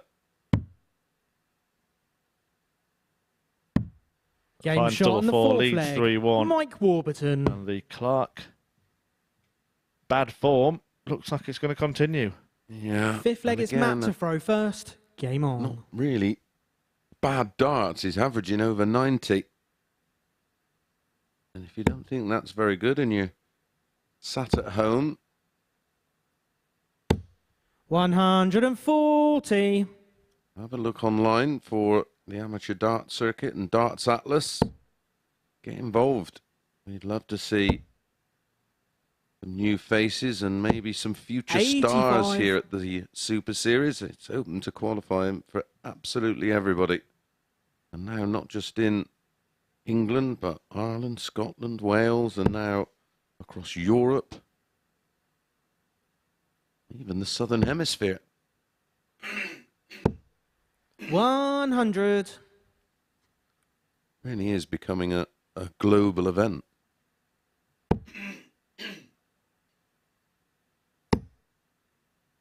Mike Warburton is, 140. well, in this performance, amongst others, I think he's sort of showcasing what he might be able to do for the rest of the week.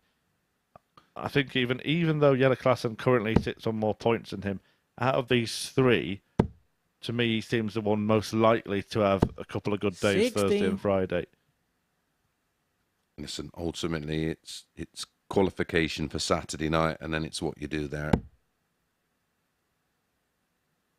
Yeah.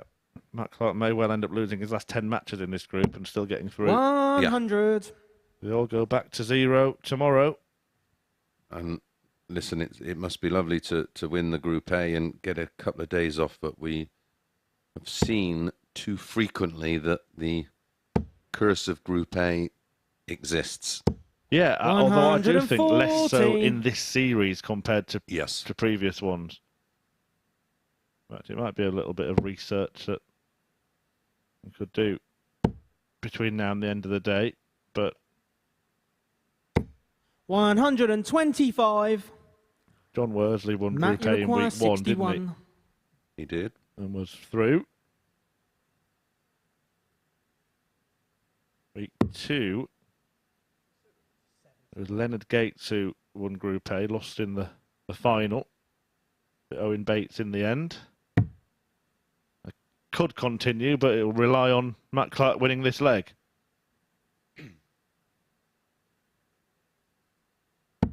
41. Mike, you require He 51. won't be doing that if Warby pins this. Yeah, it'd be a 4-1 win and a tidy performance in the mid-90s. Game, shot, and the It match, is a Mike win Warburton. for Warburton. And another defeat for Matt Clark. That's now 7 on the spin for Superman, who won't be feeling too super at the moment.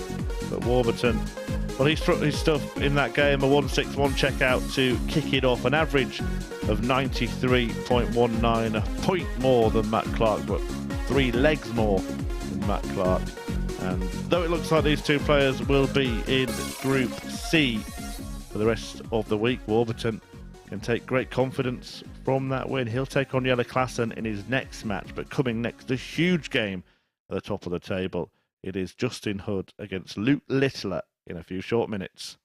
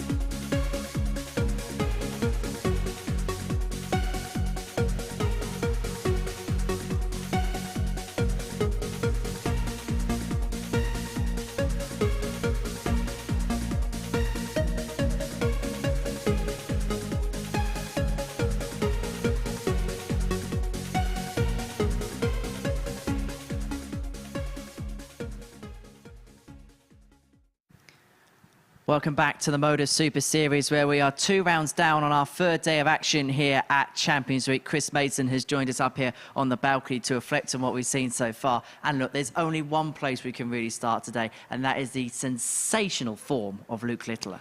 Yeah, he's continuing where he left off yesterday. His last 5 matches, his running average over the course of those 5, which included an average of 94.5, is close to 102. Is this as good as you've seen from anyone ever here at the Super Series? Yeah, in terms of sustaining a level, yeah, absolutely. And he looks likely all the time to produce a 100-plus average. We spoke after match 6 yesterday at this very point, and I said he just looks like he's got some big numbers in him. And lo and behold, pops in a 108, then a near 102, and he's continued that form today. Well, let's have a look at the results so far then today here at the Super Series. As you say, Luke Little has been absolutely impressive in his game so far. He's actually only dropped the one leg in the process. Scott Taylor got to a good start against Justin Hood, but now it's work for him to do after that defeat to Littler. Yeah, absolutely. I mean, this is the next match is huge in terms of where we're going to end up in the table. They're sort of trying to chase Scott Taylor down, and this match the winner will go a little bit closer to reaching that point of where we almost can predict who's going to win, but I think it's going to go down to the wire. Well, let's have a look at the table then now, following 2 rounds of fixtures for each of our players, because it just could not be any tighter. Win here for Justin Hood, then, well, there's a scenario where Justin Hood wins this one. It would be absolute carnage. Yeah, we'll have 3 players all on the same points, only separated by leg difference. And as you can see, look at Littler and Taylor. They're only separated by legs 1 rather than legs lost. So yeah, huge game for Justin Hood, because obviously if he loses to Littler then has advantage over not only himself but over Scott Taylor as well. Just quickly, Matt Clark hasn't won a game here since Monday, but I think the level of Champions Week's coming to the fore when you look at the averages. Yeah, I mean, he's not playing particularly bad.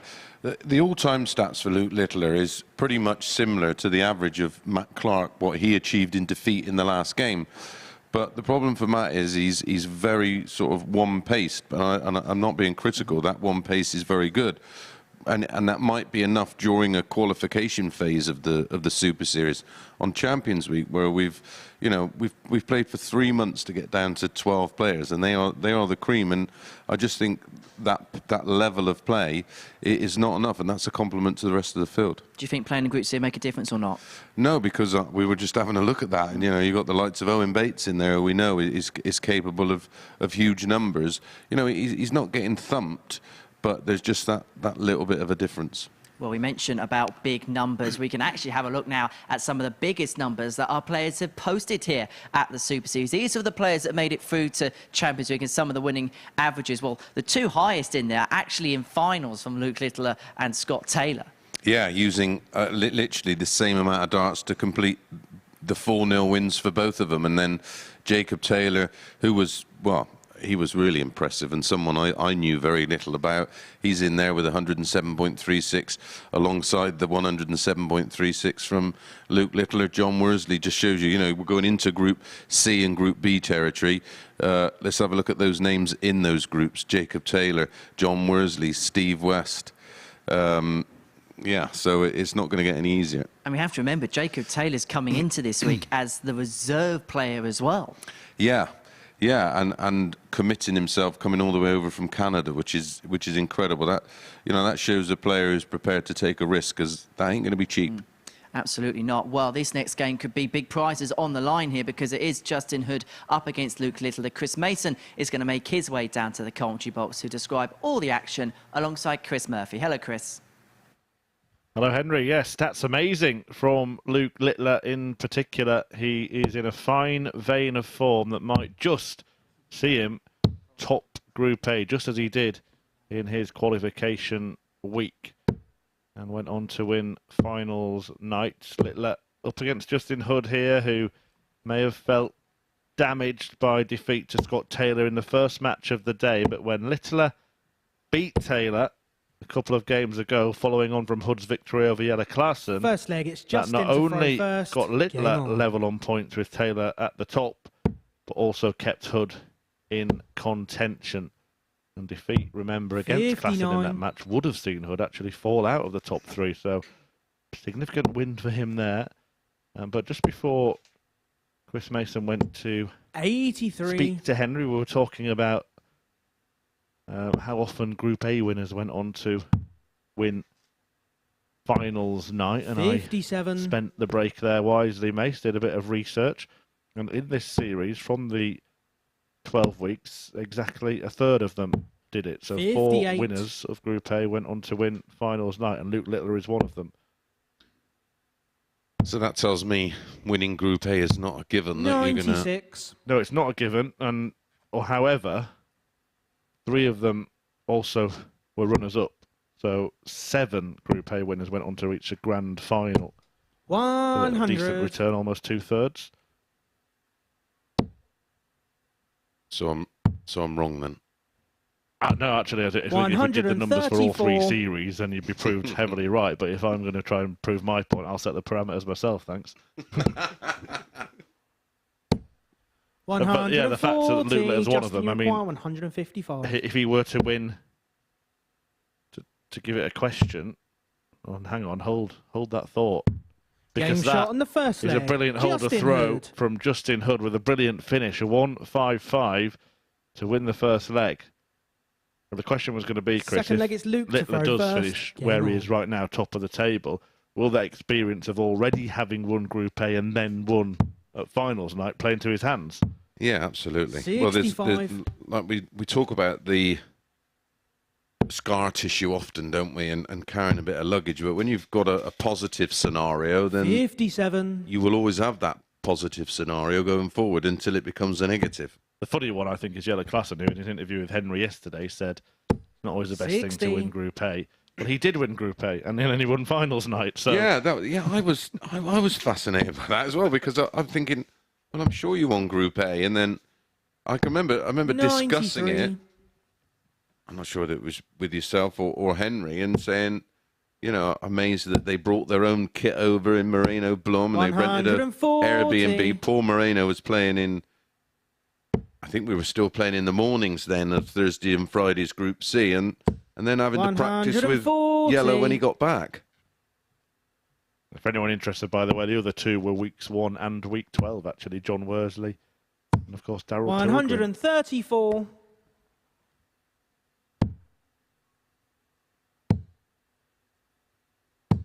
$133. Mike Warburton Luke, you actually require finished 5th 102. in Group A before winning his week, which is exactly where he is now.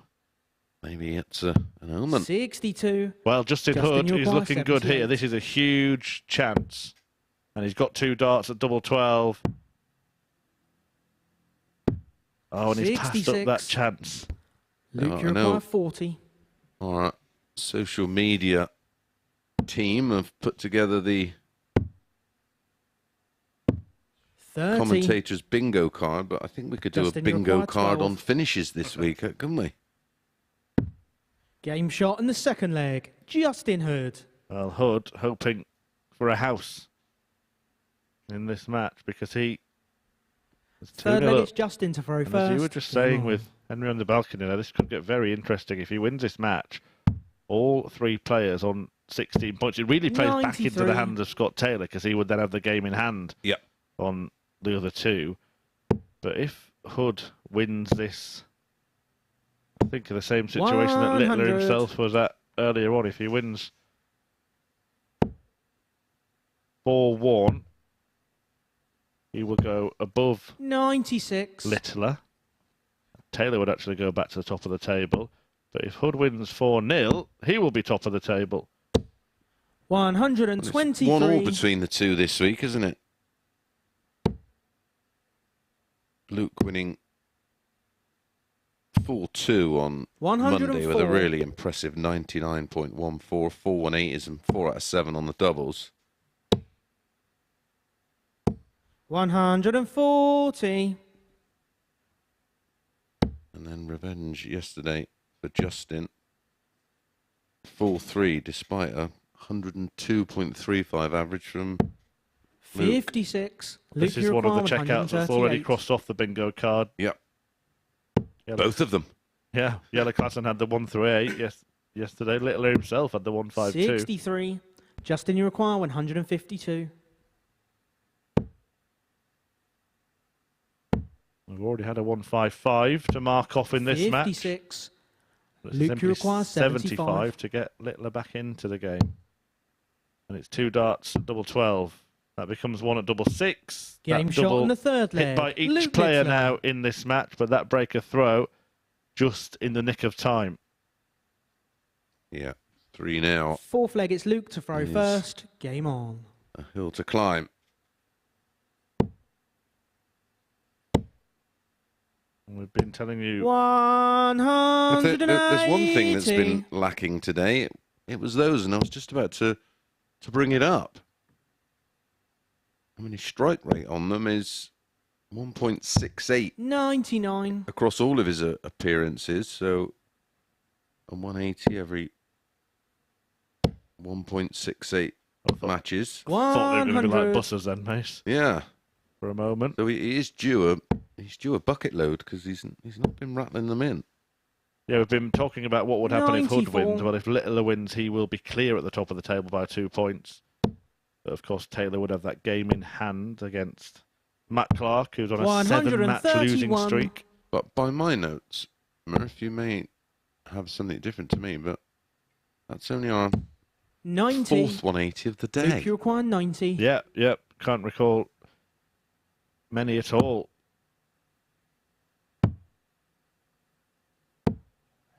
$21. Well, surprised he didn't just stay there then, to be honest. He had a marker on the treble 16. 96. 72 remaining. Luke, you require 69. Choices here, treble 19, maybe treble 15. And now tops. 29.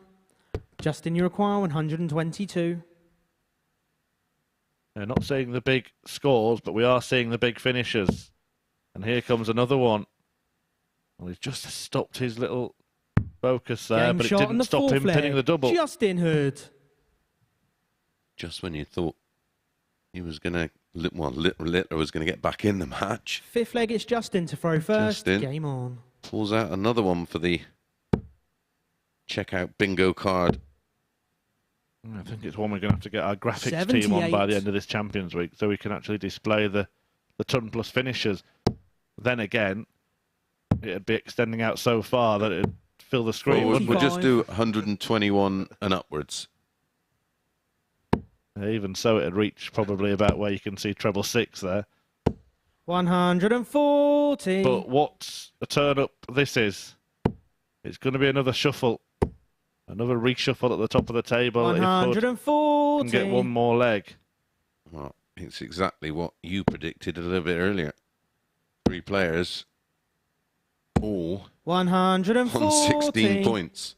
Well, if Hood gets it done in this leg, Luke Littler goes from top to third on leg difference. Hood will 42. leapfrog him into second, and Scott Justin, Taylor, you without require having to throw a dart, will 143. be back on the top of the table.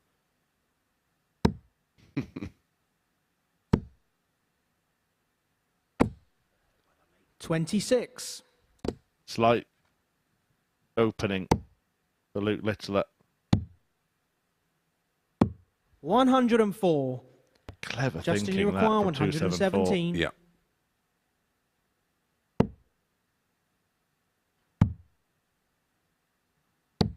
$57. Luke, you require 170. The third one of the week. Nope. 96. Almost perfect. Justin, you require 60. On the 19s there to leave a double, as it is. Game, Tops, and he shot, gets it and the done match, Justin in Hood. a very, very solid performance from Justin Hood. 92.65 for him, 90.44 for Luke Littler. You know, 180 in the game from Luke Littler, but another one of those blockbuster finishes. A 155 this time. And look at that finishing. The saying goes by Bobby George, scores for show, doubles for dough. Right, when we come back, Jelle Klassen against a resurgent Mike Warburton.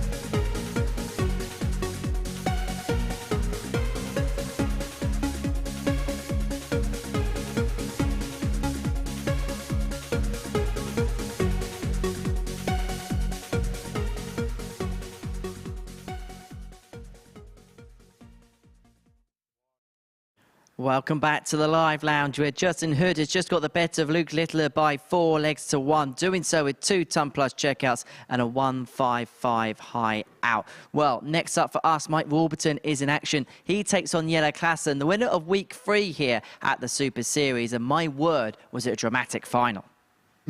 Jelle require 12. Jelle comes back. Second chance. Shot. And second chance is and the gobbled MODUS up Super Series by week 3 Jelle champion. Klassen. Jelle A Klassen. 4-3 victory.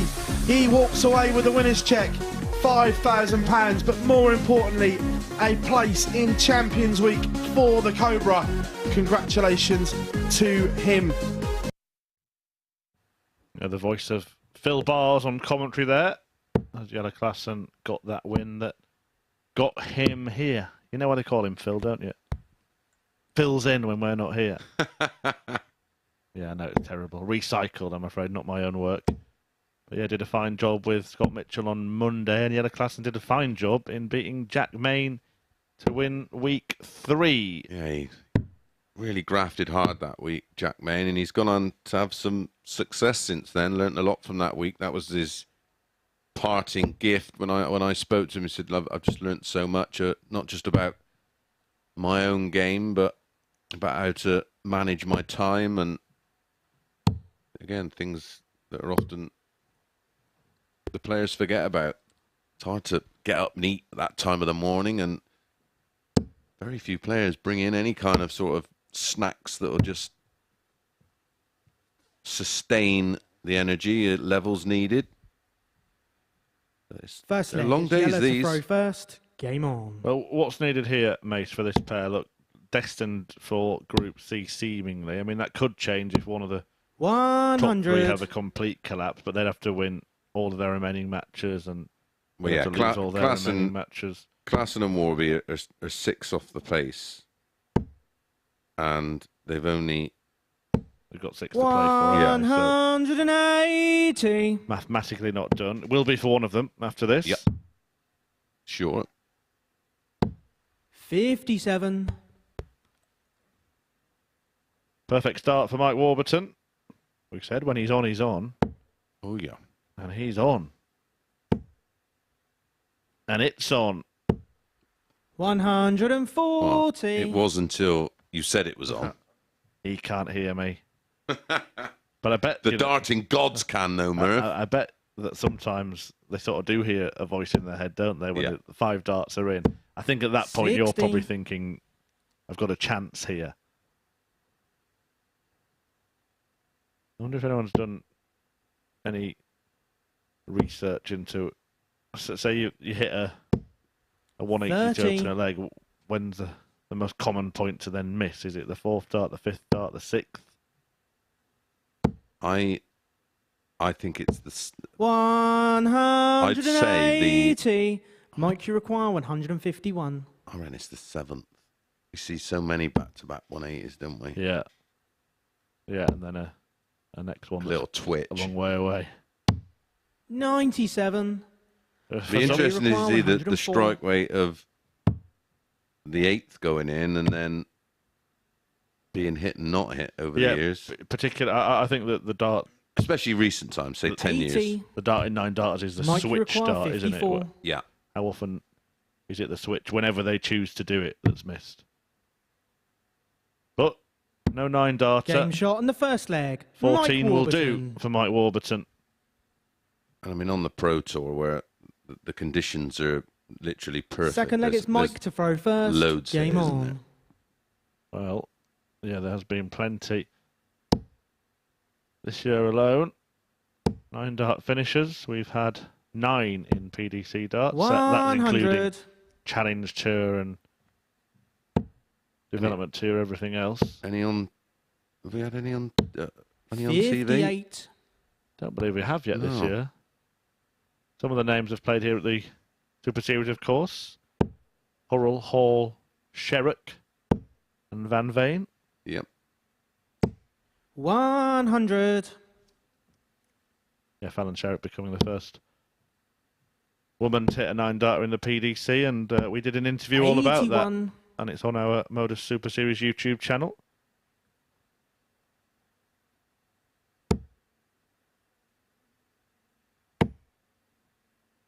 think in total 100. there have been an enormous amount of 9-dart finishes now over the years. In fact, the 85. running number,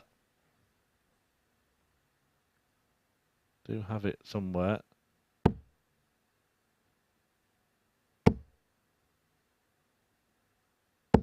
100. 440 in PDC history.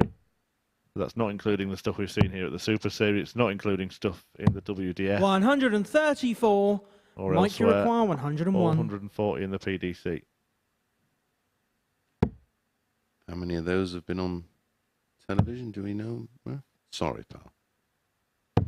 49. Don't worry, don't worry. Yellow, you 66 require 143. and 49 live streamed. So you put those together, more than 100 43. that have been Mike, you require 52. there for people to watch on the screen. Double 16 for Warburton to double his lead in this match. His finishing's been good today. Didn't get any darts at double in his 20. first match, but since then he's been pretty much on point. Yellow, you Not on require that 100. occasion, though.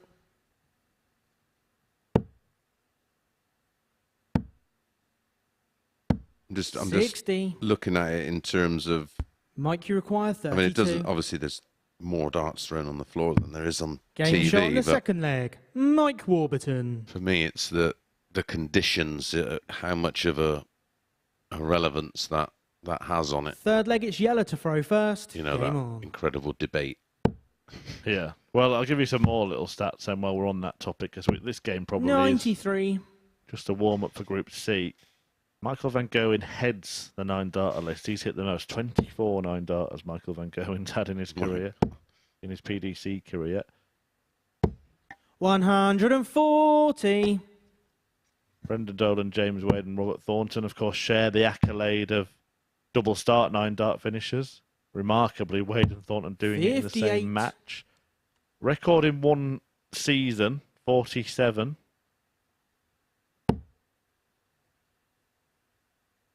And James Wade has the unwanted record, of course, of having the most hit 60. against him, 11. 11. Yeah. Jeez. 11 hit against him. 60. How many did you say Michael has? 24. If we compare him to, 100. I suppose you could compare him to Ronnie O'Sullivan, couldn't you? He's had 78. 15.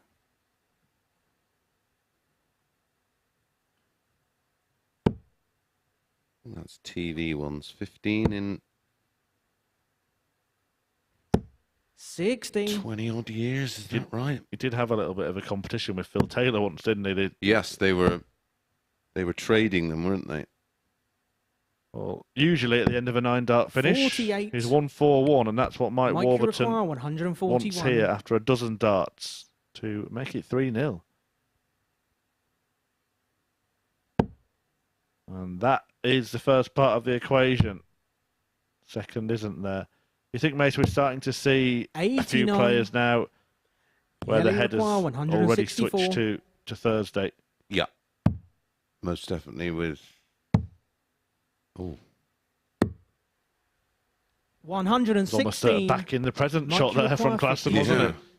If that was the case with him. I mean, I'd like to say that about Matt Clark, but he's still playing okay. He's just. He's sort of he's 36. playing to his running average and Yellow, and you require above 48. at times. Yeah, he's in action next against Scott Taylor, who's looking to go back above the rest of Game the field shot by on a the couple third of leg. points. Yellow Klassen. Yellow Klassen making his point, staking his claim to win this match. He trails it 2-1, Fourth leg, it's Mike but it to could have throw been first. worse. Game on.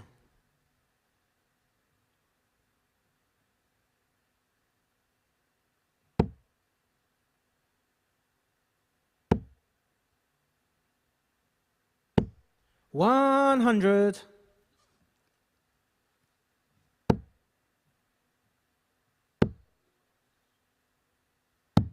Yeah, it is. 137.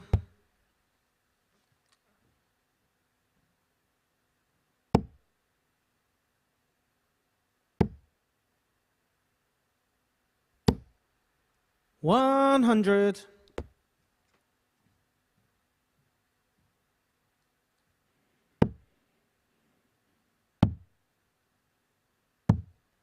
$96.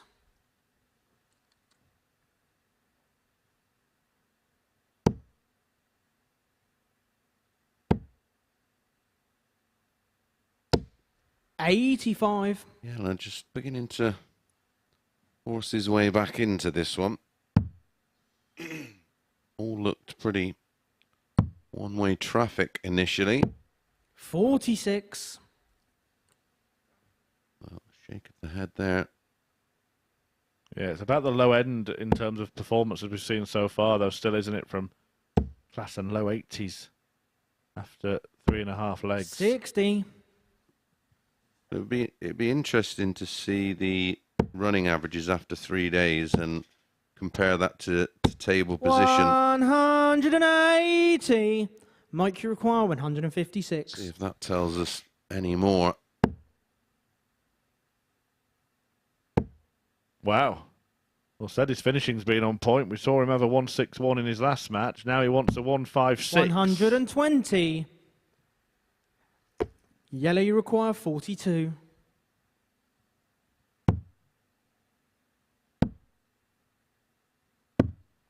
Game shot on the fourth leg. Instead, Yellow he's Klassen. pegged back to 2-2.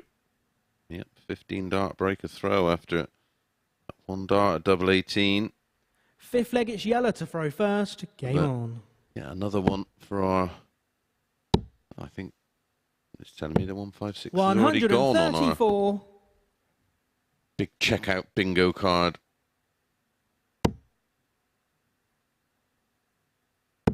Yes, it has. Matt Clark 100. hit one on Monday. We were talking about the 9 darters earlier. Usually when I do the, I do the on this day research. Yes. Usually 1 or 2 9 93. darters pop up, but in fact there's never been one hit on this day in history.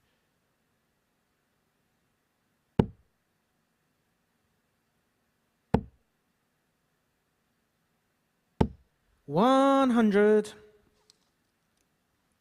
Was there any competitions on this day in history? Yeah, plenty, and a few that may be more significant now than they were at the time. Players that 134. maybe weren't as well known when they won them. Simon Whitlock, for example, winning a DPA event in 2009, just before, of course, that switch to the PDC had been in the late 100. side final the year before. Yellow, you And require he did it by beating 140. a legend of Australian darts, Russell Stewart. Oh, Rusty. 100. But also, I mean, I mentioned the 2 for Keegan Brown earlier. But David Cameron winning an event over in Canada. Maybe defending his Masters title next month. And 2014, 105. a player who's a bit of a man of the moment. Yellow, you Barry require Van 40. Peer winning a youth event in Denmark. Wow. Yellow's Dutch compatriot. 30. Just worked his way back in the match, but Warburton Mike, you require can 96. take complete control again if he can break here.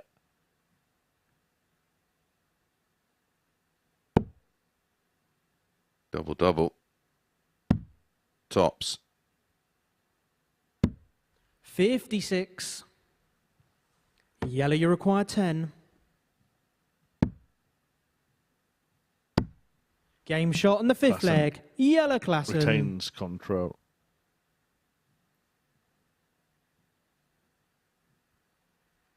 Sixth leg, it's Mike to throw first. Game on. The man second, as we mentioned earlier, in the WDF main order of merit. Behind Belgium's Andy Bartons. So he will be back 180. at the lakeside this year then. Yeah, it's could be an interesting sort of full circle for Yellow Klassen, Yeah. is it? 98. 2006, was it? He won the Worlds? I think that's right. Mark Webster was 08, wasn't he? Yeah, 100. because didn't he beat Barney in the final and then Barney joined the PDC and then beat Taylor in 100. 07?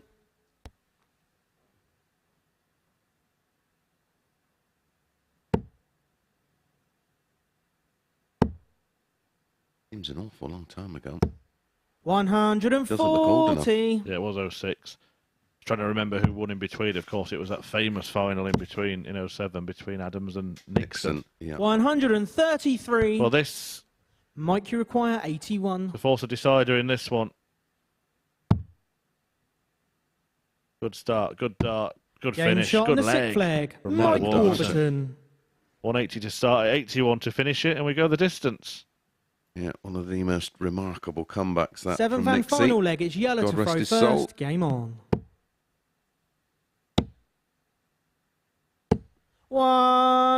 180. Well, Warburton started the last leg with a maximum. Really caught fire towards the end of this game, hasn't it? 81. Yep. That sort of lethargic start from the pair of them, but suddenly they've got into it. Yeah, both players averaging over 90. 60. They were until that visit. Now 89 and a half.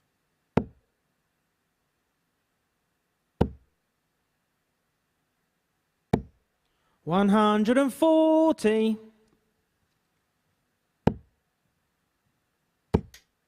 Still very much Classens to lose. particularly now. 171. There's an 11 in the last leg. He wants 90 after 9. He could have back-to-back 11s from both if he hits a max. Full credit to Mike Yellow, you Warburton. require Klassen 90. just put himself within a whisker of winning the match. Now, does he go 15 ball? He does.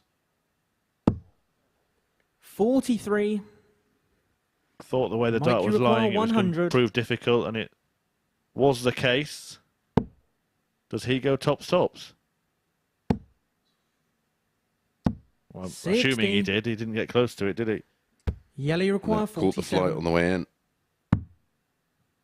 So, same target for Klassen, now double 10.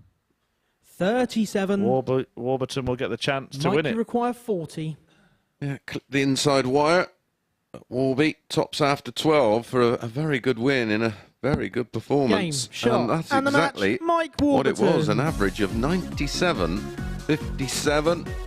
Missed opportunity for Klassen to pick up another couple of points. 40% on the doubles for Warby. And a high finish of 81. 10 missed starts at a double for Klassen. Well, it will be Justin Hood and Luke Littler cheering on Matt Clark in the next one as he faces Scott Taylor.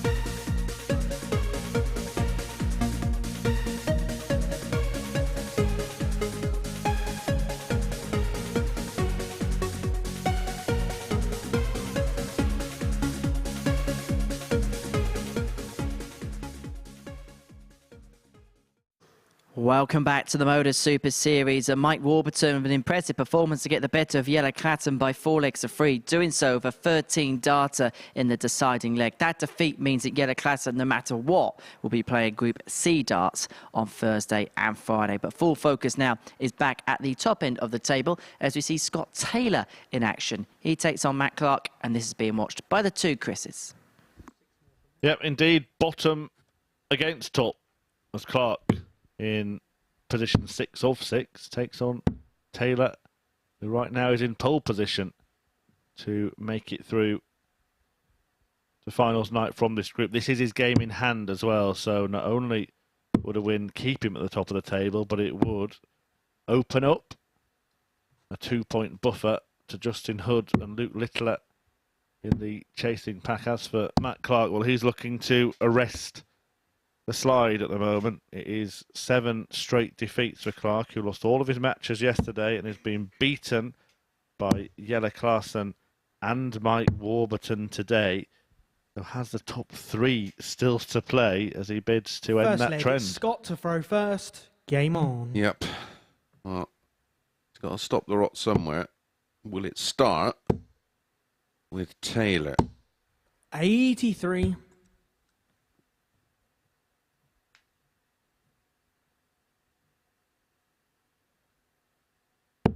On Monday, it was a 4-2 win for Scott Taylor, despite averaging 60. 4.5 points lower than Matt Clark. Yeah, it was only last leg decided yesterday, wasn't it? Yeah, but he missed 10 darts to the double, didn't he, Matt Clark, in that one? And ultimately paid the price. I suppose you can look back and point at any result. Not really for Clark himself, but for the chasing pack, who might wish Clark had now won that deciding leg. Yeah. I mean, his final match of the session yesterday, he lost 4-2 with 87.5. 57. He lost his opening match today with an average in excess of 90. Then he lost his next match with an average in excess of 92. We do now know 93. 5 of the players that are going to be in Group C in the opening session tomorrow at 1 PM live on the MODUS Super Series YouTube channel. And 140. sporty stuff coverage starting at 3 PM. It will be Matt Clark, Jelle Klassen, Steve West, Owen Bates, Jacob Taylor, and one other, probably Mike Warburton. We do have the strange scenario where the 3 players that are fighting it out at the top of the table, none of them are yet safe from falling into Group C. Yeah, well, if one of them loses all of their matches... 123. Matt, you require 108. Mike Warburton wins his last 2. Yeah. Including one against potentially one of those players, because he does have Taylor and Hood left to play. Littler will like that, because as we know, Warby 76. does have levels. Scott, you require 53. A dart there for a breaker throw. The way his day's gone. Game shot in the first leg. That does not Scott surprise Taylor. me. Yeah, and he has won his last 2 as well, Mike Warburton.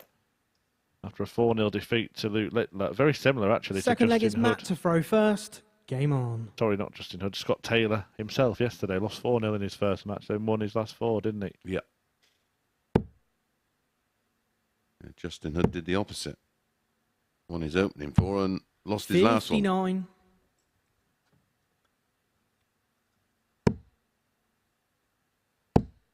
And it was 4-0. 140. Been a real sort of day of movements, hasn't it? We usually call Tuesday moving day, but what's happened today is Jelle Klassen's a good example. 1 minute he's looking like he might be in the top 3. The next, he can't even make the top 3. Yeah. You had Taylor earlier on looking like he'd just about wrapped it up, and now 100. then he's found himself down, Surrounded. yeah, and out of the top spot for a moment, but then another result put him back first. 140. And Justin Hood himself could have fallen out of the top 3, but he's now level with Taylor and Littler at the top. The only person who hasn't really moved is him, Matt Clark. 140. the Group A cellar dweller. There's one for the bingo card, those who are 134. following that game at MSS Darts on Twitter.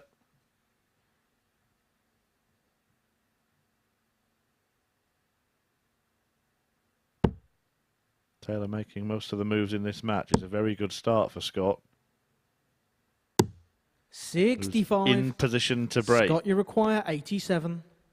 If he can get the win, Chris, with a healthy leg difference as well, that might make a world of difference in a couple of hours' time. 39. Mark Clark, who is the Matt, you require cellar 137. saw Yeller take out the Deller yesterday. How about that one? Good work, fella.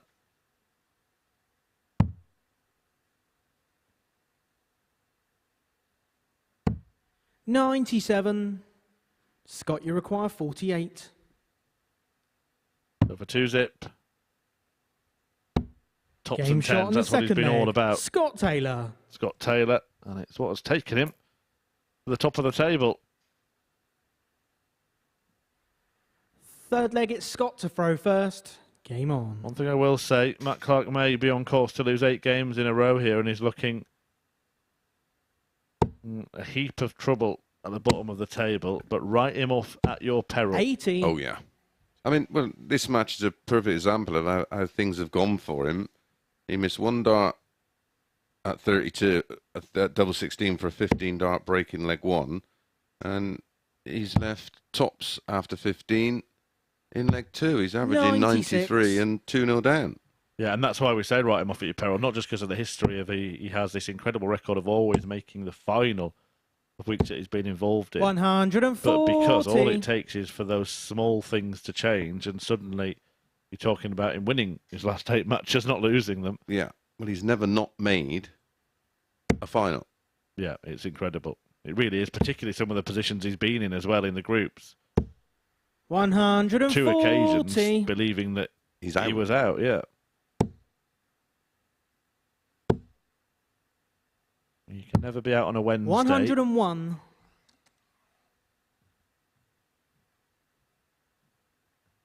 But you all do start from scratch on a Thursday. And it is, I mean, it should be on Champions Week, but I can't remember a better Group C than the one that's lining 95. up, Mace. Clark, West, Bates, Taylor, and we'll pencil in Mike Warburton as well. Yeah, it is a bit special, isn't it? In terms of a field of players, I 85. can't think of any better. Matt, you require 170. A chance then for Matt Clark to land the maximum finish, not to be. And Taylor looked over his shoulder with interest then. He wants to get this done, 58. not only as quickly as possible, but as Scott, you handsomely as require possible as well. 95. Can really boost his credentials here by going 2 points clear, but adding to his leg difference, which is already +7. 25. Matt, you require 112.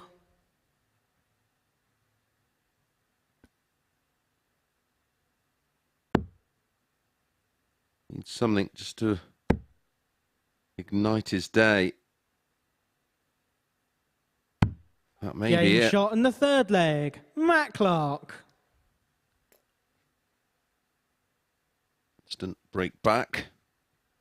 Fourth leg, it's Matt to throw first. Nice smile. Come on. Well, every leg that goes the way of Clark will be very welcome by Justin Hood and Luke Littler. Only 1 leg separating the top 2 and only 100. 3 legs separating the top 3 right now.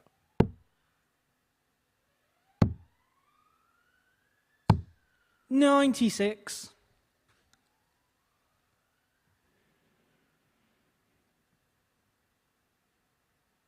Big game for Luke next against Jelle Klaassen.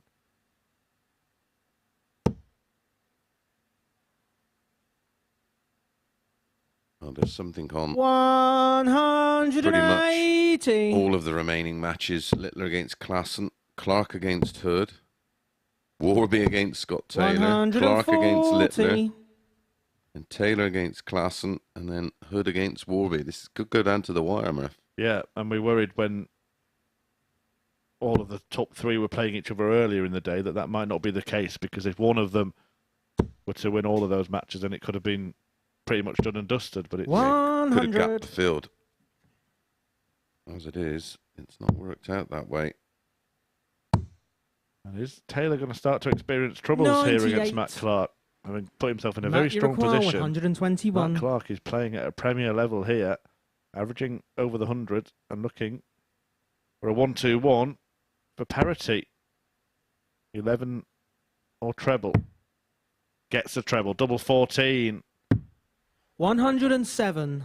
Unlucky, but he Scott, would you think he'd be require back. 167. And will be. But not a particularly pleasant double. 97. Matt, you require 14.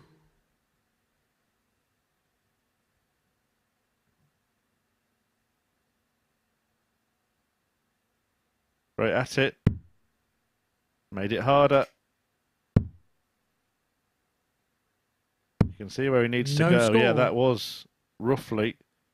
That's where Dart 2 should Scott, have you been. require 70. Yeah, Dart 2 really did make it more difficult, even though it was a bigger distance away, and Taylor has the chance to restore order in this match. Monumental moment this could be.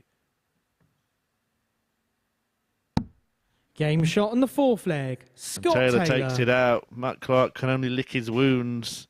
A wry smile from Superman, who is experiencing a little bit of Murphy's Law at the moment. Fifth leg, it's Scott to throw first. Anything Game that on. could go wrong has gone wrong. Well, he missed the double 14 on the back of the 1-2-1 for a 12 dart and had another 3 further darts. So he's had 96. darts at a double in every leg of the match and finds himself 3-1 down. Well, we've been talking about advanced thinking and counting and board management, match management, if you like, over the course of this week, Chris. And one thing I would like to ask is, with Taylor on 167... Absolutely nowhere, going 100. nowhere near the 11 or the treble. Yeah, well, you've answered the question before I even finished it. But yeah, a lot of top players wouldn't do that, would they? They'd just go for their favoured target to leave their favoured double, whether that's treble 7, treble 15. Exactly.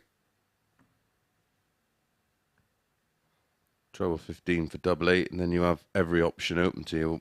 You know, if there's a 58. specific double you want to leave, then you can do that. Maybe the architect of his own downfall in that leg. Well, double 7's never the nicest double to go for. Never mind if you're on this horrible 100. streak of defeats. Yeah, and the darts that were thrown at it were darts of a man who didn't want to throw at it. Correct. Got to attack those ones. 96. Watch on as the likes of yourself and other former players now turned premier pundits. Always hear you in commentary say, when a player misses inside on those shots, that, you know, at least they've attacked it. 60. Yeah, what you fall into the trap of just sort of not throwing and hoping, but you're fearful of going inside in the split, and you just tend to throw it in the general direction. You know, it's going for the double, but it's 42. not. Well, the general direction that Scott Taylor is going in is North. towards finals night. If he wins this 4-1, not only will he put 2 points between himself and Justin Hood in second, but a full 4 legs 83. as well. Yeah. And 6 legs better than third place Luke Littler, who is in action next against Yellow Clarkson. 41. Matt, you require 158. But Clark has 6 darts from here to break, so we might be having that conversation again at 3-3 in a few minutes' time. Yes, shots on. 6. Splitting. 126. To follow the point we were just making, because he didn't feel comfortable on a double 7, that's why he's done that, isn't it? Yeah. Didn't want to 93. go through it all again. Matt, you require 32. No, I won't have the same kind of fear going at double 16 as he would have going at double 7. hence he's inside instead of outside, which he was on Game double shot seven on the and fifth finds leg. double eight. Matt Clark. But if we're going to criticise players for making mistakes, we should certainly credit them for learning from them. And we've just seen Matt Clark do that first. Game on. just a leg later. And it just puts the pressure on Scott Taylor. Now Clark has the throw. He is the best performer in this game when you look at the numbers. 95. Averaging mid-90s. Taylor looking to join him. 140. And does after the 2 big trouble visit. But it's a checking out. Look, twice as many darts at double for Matt Clark, but it was those darts at double 7 that really cost him. 59. Yeah, he would definitely feel like he should be leading the match. I had a chat with him yesterday, and he said there's so many 96. matches where it's been sort of 2-1, 3-1, 2-2, where he's felt like he was in control and just couldn't put the games to bed. 97. Well, Taylor might have taken control here against the throw. He's going to be on a finish first. 95. He's already had 170. Sweet.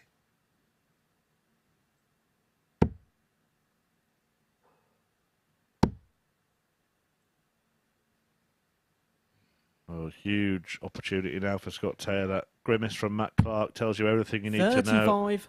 It's Scott, you 6 require starts to complete 170. 170 now and to complete the win. Onto the ball. 130. Yeah, I did think he might not be tempted actually on that occasion. It's too important to Yep. be going for flashy finishes. Yep. So easy to hit the 25 and then 45. maybe hit a Scott, you require 12 40. going for the 9, and all sorts can go wrong. 20. Well, ironically, Matt Clark's got to go for the 170, and Matt, Taylor you might require wish he had gone for the bull in a 170. moment. Can Superman produce a supersized outshot and show him how it's done? He won't be laying up if he gets the opportunity, which he doesn't. Did Jose De Sousa once lay up when Dave Chisholm was on tops or 58. something? Yeah. Scott, you require 20. Lack of awareness rather than some sort of tactical ploy on that occasion. But Taylor's missing doubles No here. score.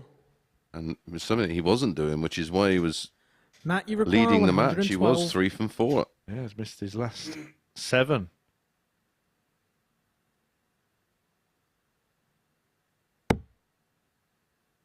Well, I'll be amazed if he can get a treble 20 from there.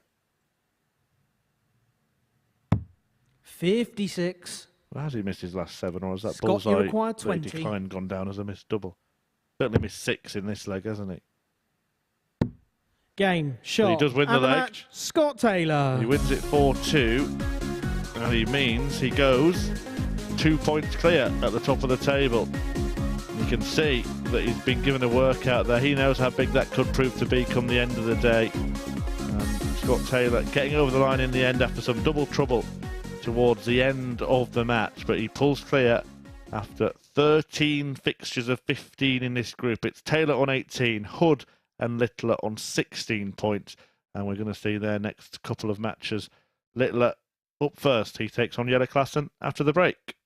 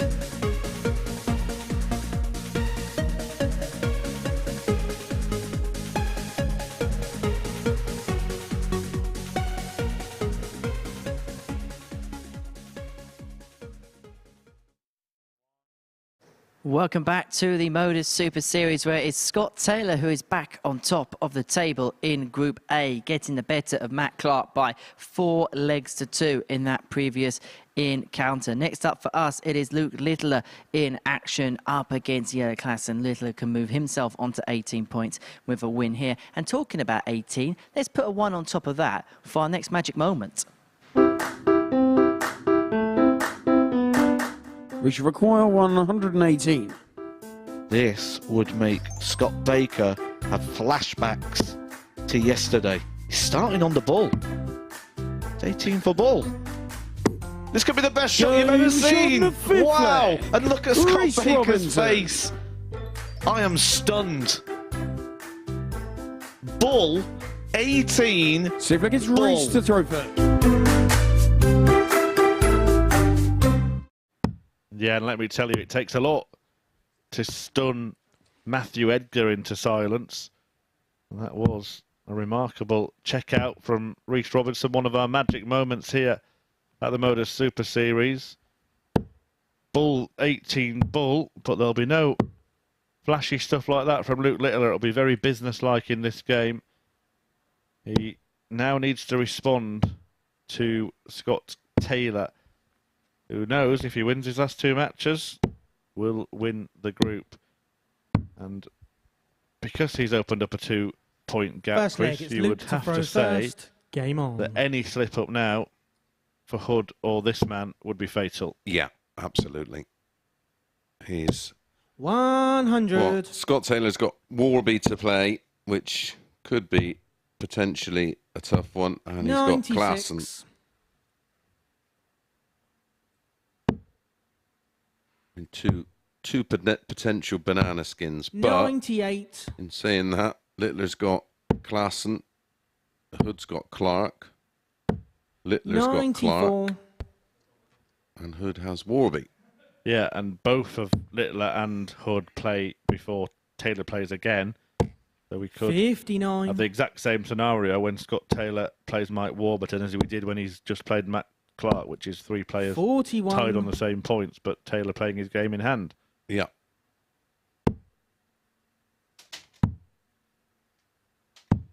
$96.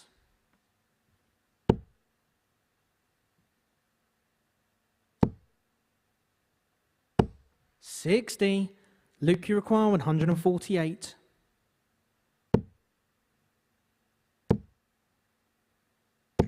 $60.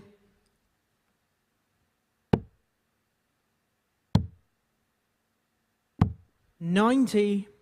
Luke, you require 88.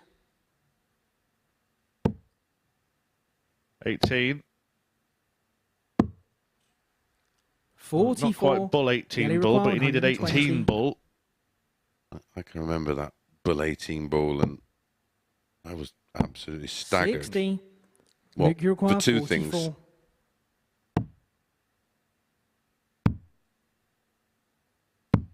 $28. One, he's gone that Yellow way, requires and the 60. other, he managed to find the second bullseye because it just looked like there was no room. 40. No room for Klassen. Luke, you require 16. Get past that dart into tops, and Littler, despite a slow start to this Game match, shot on wins the the first opening leg. Luke Littler. Took 22 darts to get there, but it is 1-0 to Luke Littler. 22 Second leg dart is leg. Yellow to throw Mace. first. Game on. Still finished in 2 minutes. Yeah, last time out he was just off the pace a bit, wasn't he, Luke? 100. He lost to Justin Hood 4-1, averaged, what, 90.44. I'd be more than happy with that, but well off the 180. pace set by Luke himself, and we judge him on his 100. own very high standards. Yeah, well, you did say that he was due a few 180s. He's got one of them. 100. After a poor first leg, he's certainly bouncing back in the second. 134.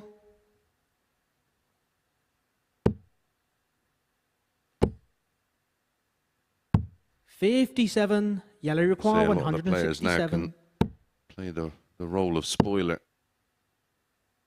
50. Luke, you require 164.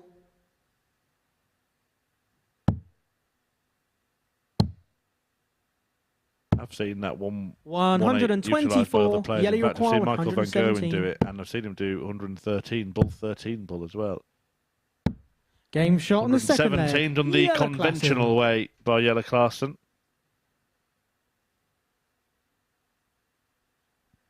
Third leg, it's Luke to throw first. When Van Game on. Gerwen's doing stuff like that, that's when he's really at the peak of his powers and enjoying himself, isn't it? Yeah. I've seen Peter Wright do the ball 140. treble 7 ball on 1-2-1. I mean, the ultimate is the Whitlock 96. 3 Yeah. balls. Seen MVG do it, haven't we? Yeah. One on a pro. Was it on a pro tour? Yeah, Ryan Joyce as well. 96. And actually, Ryan Joyce would always go for that shot once upon a time. He worked out in his head that 58. it was easier than 2 trebles and a double. He thought, because of the way that his darts landed the board, that he could sort of stack them. 133. 3 darts in the smallest target Yeah. on the board is Doesn't do it. easier than. Doesn't do it anymore much, No, but I bet. 59. 2 Luke bulls require required here. We 132. saw Littler hit 2 bulls for double 16 yesterday. Well, he can still finish on the bull. 100. This time, deciding against it, and to be honest, it's probably the right choice. Yeah, especially the way that 25 was positioned. 170. Luke, you require 32. The reason I give it the big one is because he was never going to go for it. Why did he even bother starting there? 16. Now look what Yellow Yellow, Klassen's you left. require Well, exactly. 118. Surely it's safer to just go for a straight ton to leave double 16. Klassen opting against bull 18 Game bull, shot but on still the taking third out leg. 118. Yellow Klassen. Has he got Luke Littler's number? Back to back, 15 darters, back to back. Fourth leg is Ton yellow plus to throw finishes. first. Game on. 117 is trumped with the 118, and he needs 2-1. And this one has really 80. caught fire. Well, if Littler loses, you can probably say goodbye to winning the group. 59. Yeah, because You wouldn't expect. But Scott Taylor might slip up once. He's not going to slip up twice. 98. what do they say? Fool me once, 140. fool me twice. Shame on me. 57. Well, Klassen is closing in here. Littler needs a big visit. 126. And 59. it actually proves to be big enough in the end, because no treble for Yeller means that Littler has taken the darts. Yeah, he's got 6 to get rid of. 176, 56. but he's left himself plenty to do.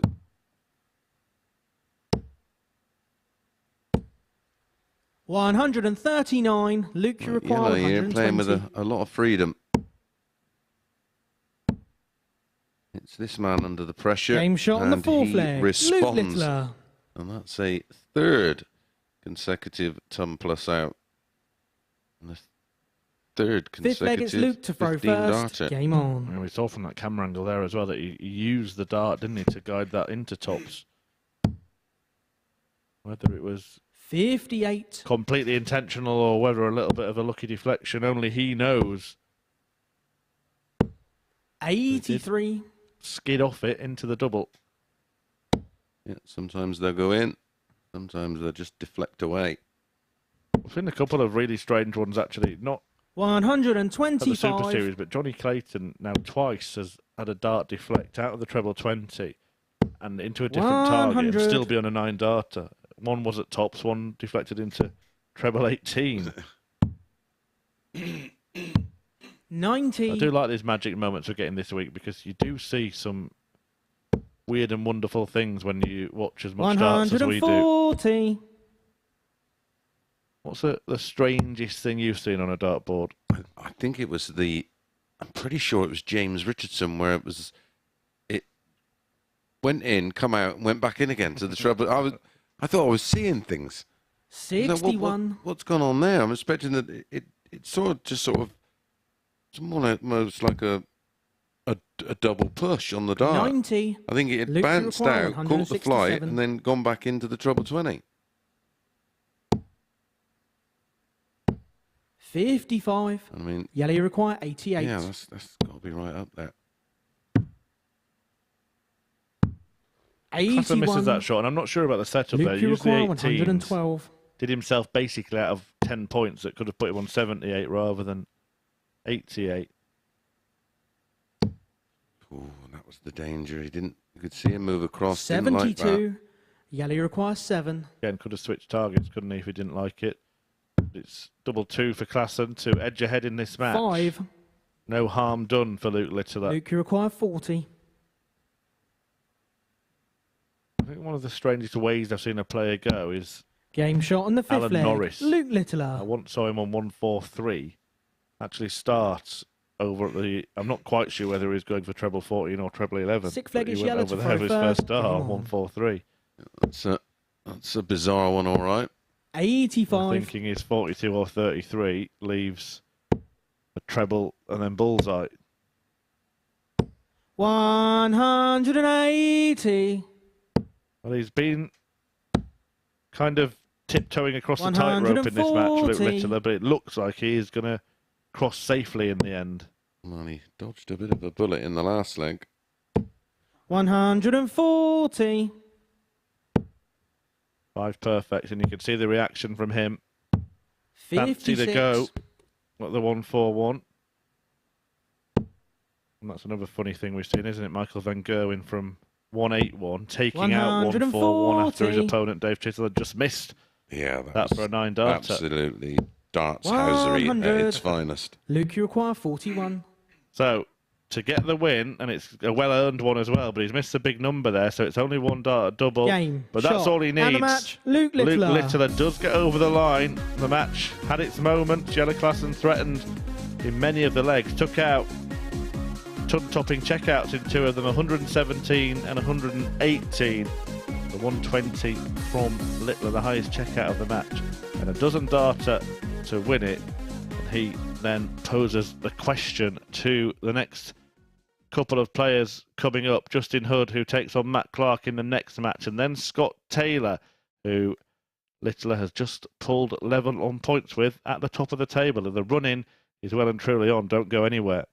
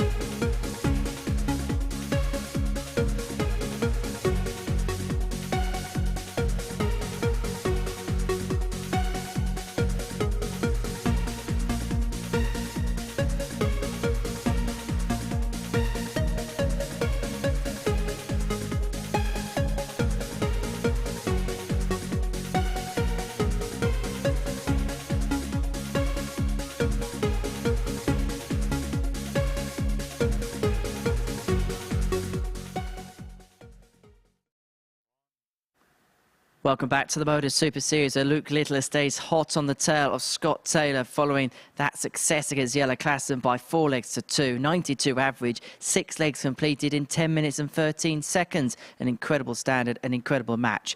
Next up for us, Matt Clark is in action. He takes on Justin Hood, who is the winner of Week 8, and he did so in blistering style. Justin, you require 40. Jacob thinks it's academic. It's just a matter of seconds, he thinks, before he's eliminated. That might have been a bit of a nervy dart. Double 10. Game! And shot, Justin Hood and the match! and his happy Super feet Series, week are 8 dancing their way champion, to Champions Week. Justin Hood! And £5,000 now belongs to him. Well, it turned out that Justin could. A 4-0 win in his winning week. Week 8, when he beat Jacob Taylor. But we will be seeing Taylor, of course. He is a reserve player after Lucas Weinig decided not to participate in Champions Week. And Taylor was the best runner-up, having lost that final to Justin Hood. But it's a different Taylor he is concentrating on at the moment, because if Hood wins this match against Matt Clark, who has now lost his last 8 at the Super Series Champions Week, and he will join Taylor and Luke Littler on 18 points, and we will go into our final round of matches. Well, Taylor has to play his penultimate game still yet, but First leg, it's Matt to throw first. Game even on. if he wins it in that scenario, there will still be 3 in the hunt in the final set of fixtures. He was a wonderful surprise package, Jacob Taylor, wasn't he? There's no surprise about Scott Taylor. We know the quality of 97. him, but I thought he was outstanding that week. Yeah, well, I actually think Justin Hood himself falls into that category. He wasn't a player who you were looking at the start of the week 16. thinking, right, he's your winner. Well, if you did, well done. Yeah. Yeah, pick me the lottery numbers out. You can look down the list of all the others, and they have sort of some recent pedigree, even sort of Owen Bates has done stuff on the Dev Tour. 140. I suppose the other one in the Champions Week field that maybe you would not have picked out as a winner, despite 121. real steadiness as a darts player, is Mike Gillett. Yeah. Well, it was a little similar, I suppose. I mean, we've seen Mike do plenty before. We know he's a quality international player, as is Justin Hood. 180. But I think it was the particular field that we were surprised he came through. 134. Matt, you require 84. Well, Hood has to get the job done against Matt Clark. We were talking off air, and we did feel that he might end up being the spoiler in this group, when we knew he still had to play the top 3. Game shot in the first leg. Got Taylor, Matt Clark. managed to get the better of him, but it wasn't a match without its moments for Matt. No.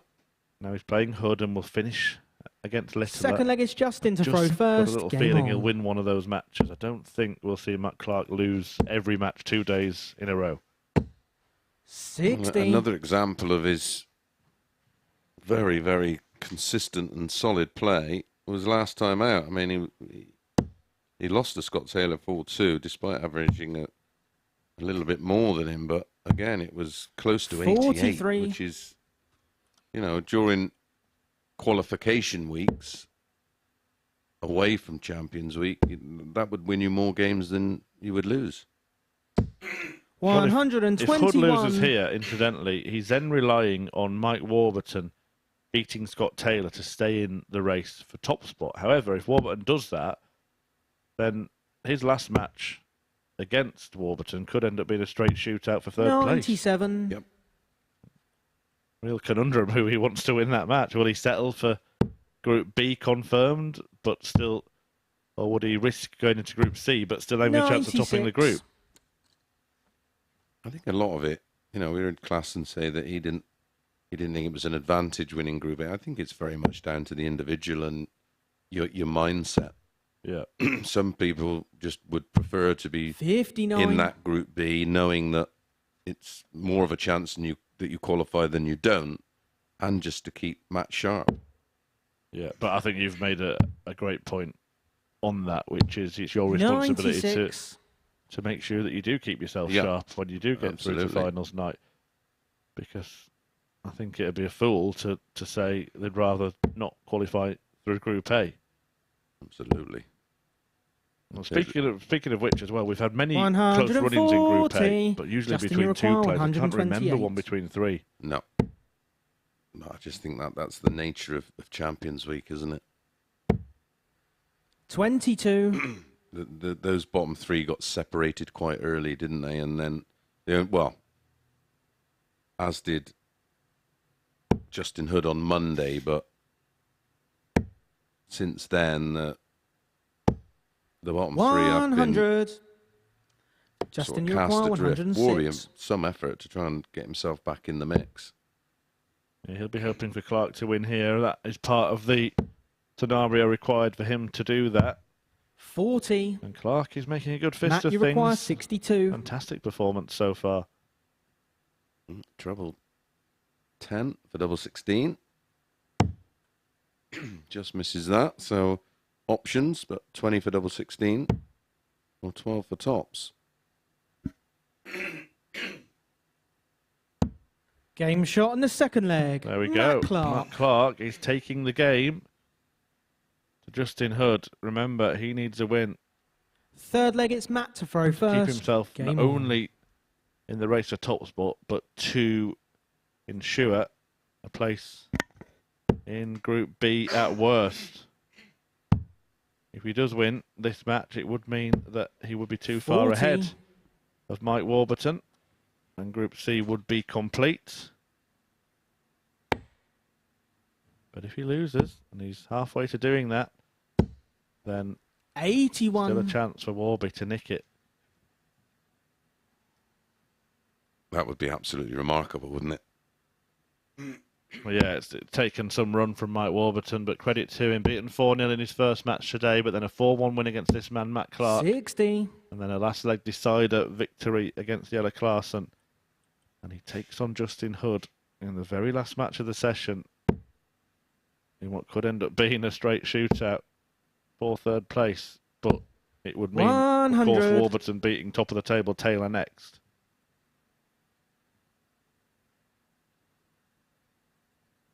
Particularly if Hood was to lose 4-0 here. Suddenly the leg difference would only be 5. That'd be down to at least 4 if 180. Warburton were to beat Taylor, because, of course, he's got to win by at least one leg. Yeah. 56. So the margin of victory in the last match wouldn't have to be enormous.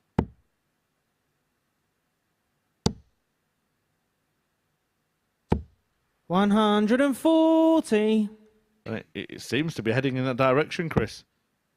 Certainly does. There's no real feeling that Matt 140. Clark's not going to win this Matt, you match. require He's 81. 2 out of 3 on the doubles. He's averaging 101.5. He's at a couple of 180s. He already had an 84 checkout. This is for 3-0.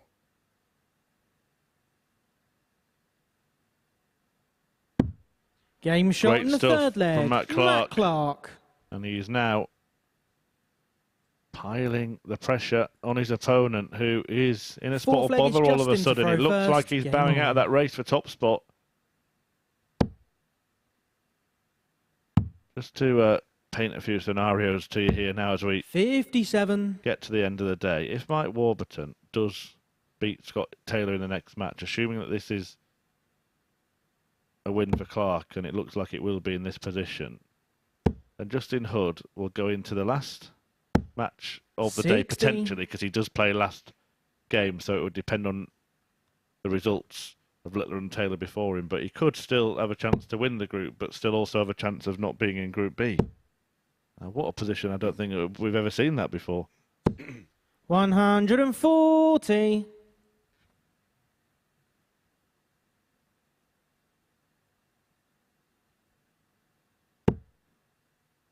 Well, we thought we had a similar position with that with Matt Clark, didn't we? When he was in second position and there was a ridiculous 49. amount of permutations, but he was the only one that was actually safe. Yeah, he was actually always going to finish second, whatever happened, and first and third would swap places. But here, we're talking a potential scenario where Hood, by winning his last match, could 96. win the group, and by losing it, could finish fourth.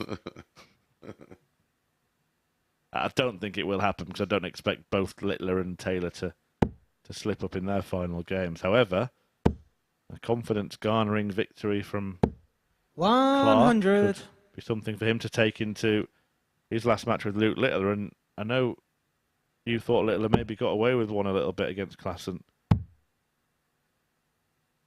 Yeah, 134. his last two performances, a 90.44 and a 92. I mean, well, again, just to close the match out, in three matches that come to mind, he's closed them out with 10, 11 and 12. The 100. 10 and 11 were at 3-3. Justin, you require 74. That was for 4-2, the 12 darter, but he's sort of averaging the similar 54. numbers to where we're seeing Matt Clark hover around consistently. So, Well, another thing he said during the last match was he spoke to Matt Clark yesterday and he'd had trouble closing games out. Here he is 3-0 up, but outside finishing range when Hood's already missed a dart at double. 81. And that doesn't really help. Justin, you require 20. To avoid the whitewash. Game shot on the fourth leg. Justin does just Hood. that with a 16 dart hold. Well, the first of three huge Fifth leg is legs Matt to throw start first. here Game for on. Justin Hood, and he's against the darts. And just every leg that he wins means that Mike Warburton will have to work a little bit harder against Scott Taylor next. 123. With a big gap in the leg difference between the pair. Yeah, 6 as it stands with Warby with 2 to 100. play. So there's still opportunity, but I mean, it's not impossible. And while it's still mathematically possible, we'll keep you in the loop. Yeah, it basically means that if it were to finish 4-1, then he'd 100. have to beat Taylor pretty handsomely. Yeah, it'd have to be 4-0, 4-1, wouldn't it? And then do something similar to Hood himself in the last match. However, 57. Matt Clark is on his own little mission here, not going to impact the group, but I'm sure it will impact his mind if he did endure 2 days of defeat after defeat after defeat. If you are going to lose 8 out of 10 matches, 55. you'd rather win the last 2. Well, you know, I'm mad for following a pattern, and Justin Hood in his final 2 games across Monday and Tuesday averaged 86. 137. Some vulnerabilities there towards the back end of play. Yeah, it would be really interesting to have chats with players who have those trends and just ask them what they do. Do they spend too much time on the practice board and it's all getting a little bit sort of heavy? Do they not eat and they're getting a little bit 59. sort of tired? Depleted.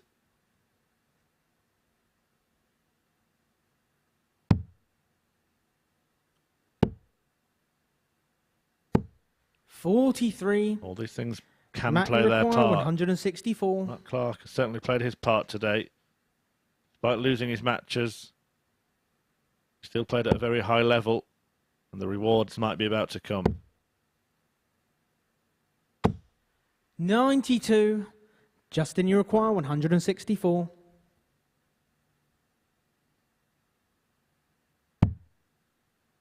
Another in there. Would have left the ball instead. Now he has to hope that Clark does not 96. clean up the 72 combo. Matt, you require 72. Currently 3 from 5 on the outs. It's the 48 to leave 24. He hit the double 6 last time.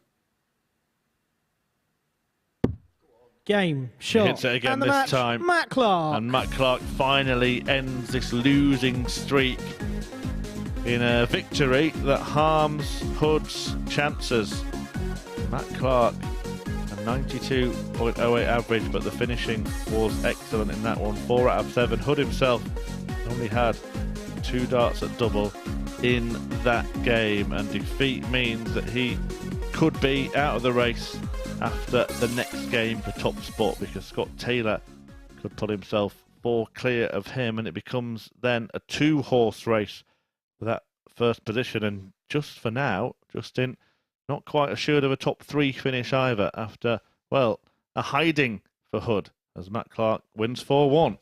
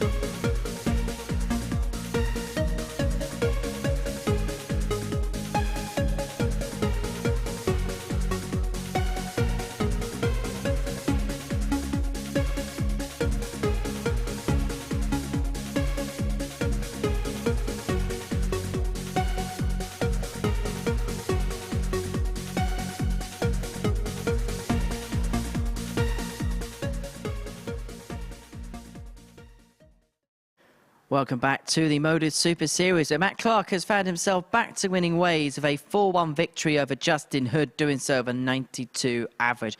Well, next up for us is Mike Warburton up against Scott Taylor. We'll talk about that one in just a second, but we thought again we'd delve into the stats archive to show the overall top 10 winning averages across the board in Series 3. As you can see, highlighting the blues, a lot of players that have played at Champions League, but have a look at the players who have missed out. They've achieved greatness here. Chris Lamb with that 111.33 against Cam Crabtree, who's not here. Leonard Gates, who's a major winner this year in 2023. Bay Van Peer, a lot of people are saying is the best player without a tour card right now. And Alex Spellman amongst those with big averages so far in Series 3. But next up for us, it's a big one involving both sides of the table. Scott Taylor in action, looking to go back to the summit in Group A. He takes on Mike Warburton, who needs to win to harbour any chances of getting into Group B. Right, watching this one in the commentary box, here are the boys. Thanks, Henry. Yeah, impressive average from the man of steel, 110 plus. Well, this is the man of bread. And this won't be a piece of toast, Murph. Yeah, looking to earn some dough come Saturday night. Yeah, just to confirm, it wouldn't be back to the summit for Taylor, would it? He is still top of the table on 18 points, looking to stay there, but to strengthen that position by moving to clear once again of Luke Littler. And it would be, after that defeat for Hood, 4 clear of him, which would mean he can wave bye-bye to qualification chances. First leg, it's Mike But to throw first. the silver lining Game for Hood on. would mean that if Taylor did win this match, and of course Warburton couldn't catch him in third. No. No, the leg difference would be too big, wouldn't it? 121. Well, no, he couldn't get Points, yeah. Yeah, of course, yeah, he's 4 points. Yeah, but if Warby does win, then it's game on for him. 60. But also it keeps Hood alive in that top place. So he's a really And Littler. Yeah, a real strange choice for Justin Hood if you were to ask him who he wanted to win this match. Littler would still be in the race anyway, but course, 100. it would sort of be much more in his hands, wouldn't it? Even if Taylor wins this, he will be 22. have the chance to go level on points with him ahead of the last match. The leg difference is +3, which means that even a 4-0 win would get him to +7, and 60. mathematically it would still be on because you can get a swing of up to 8 legs across 2 fixtures. We will keep you updated, but 60. yeah, basically, Scott Taylor looking to strengthen his position at the top, but Mike Warburton looking to cling on to this. Well, it looked like an impossible run to potential top 3 finish when the day started, particularly 100. when he lost his first match 4-0. Yeah, well, these two, third meeting of the week, the maximum legs they could have played 47. across the 2 matches Mike, is you require 14, which is 120. exactly what they have played. 1 win apiece, both 4-3. But very little to separate them. Well, Scott Tayller hasn't hit a single treble yet. Well, he did. He hit 80. treble 7, didn't he, in the first visit? But They don't count. you know what I mean. Not unless you want 61. Well, the ends that unwanted 100. run, Mike, you require 40. but it's meant that he's so far behind that he might as well shake hands and offer Game the leg shot to on the first Warburton leg. now. Mike He Warburton. takes it for himself on tops. Second leg, it's Scott to throw first. Did not Game expect on. this from Scott Taylor. Is it just an off leg? Or will it develop into an off match? 100. Well, he's going to be feeling the pressure, isn't he? You know, that we've had that conversation multiple times with regards to winning Group A, and it's important. 140. But when it's there within your grasp and you know that you're safely into that final, where the big money's at, 54. and you know you can relax. Yeah, it's great that we do have, well, at this point anyway, every match remaining that's got something on it. 100. May not be the case when it gets to the last match between Justin Hood and Mike Warburton, because things could be wrapped up by then, but 76. if Warby wins, and it looks like it will be the case for the rest of the day.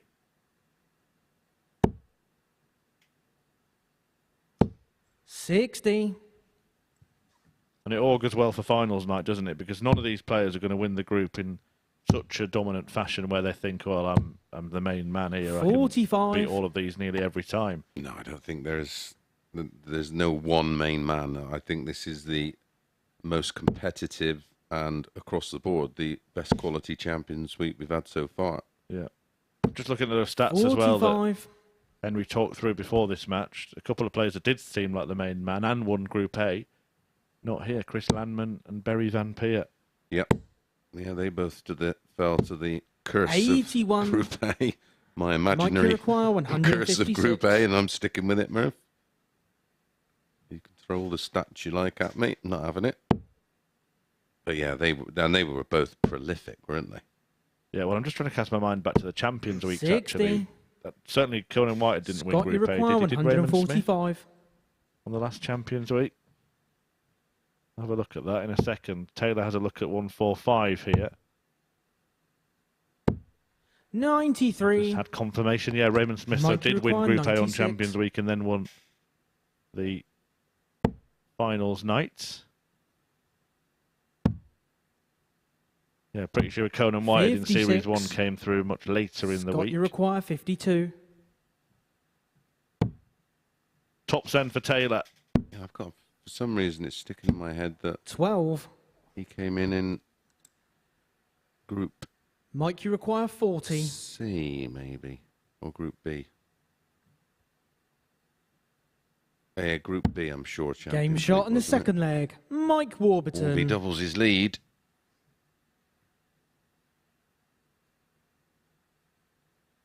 He did play in Group A, Conan Third White. leg, it's Mike Interestingly, to actually, he throw was first. tied at the Game top on.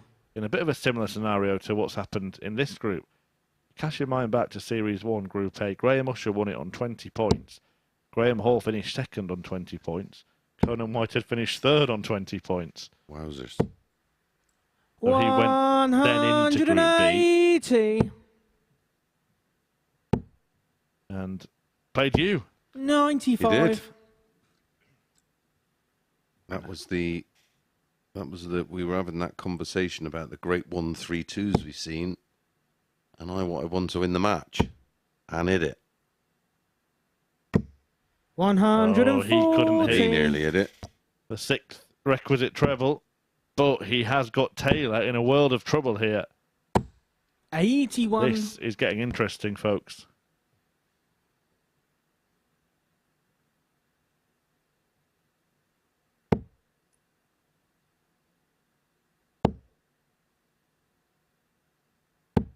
$100. Mike Warburton, 2 darts away from taking a 3-leg lead 97. on the league leader. Mike, you require 81.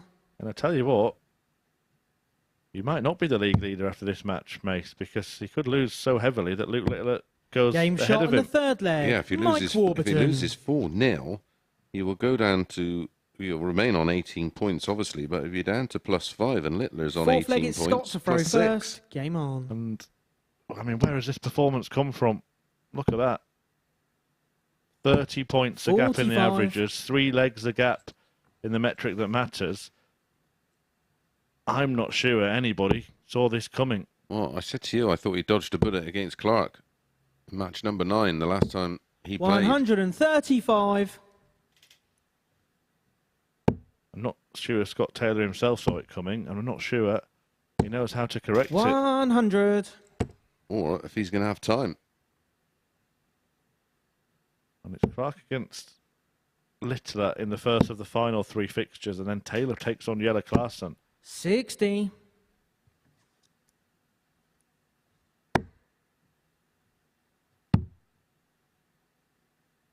And Mike 57. Warburton himself, by the end of this match, could find himself 2 points off third place Justin Hood. Remember who he plays in the last match, and only 2 legs behind him.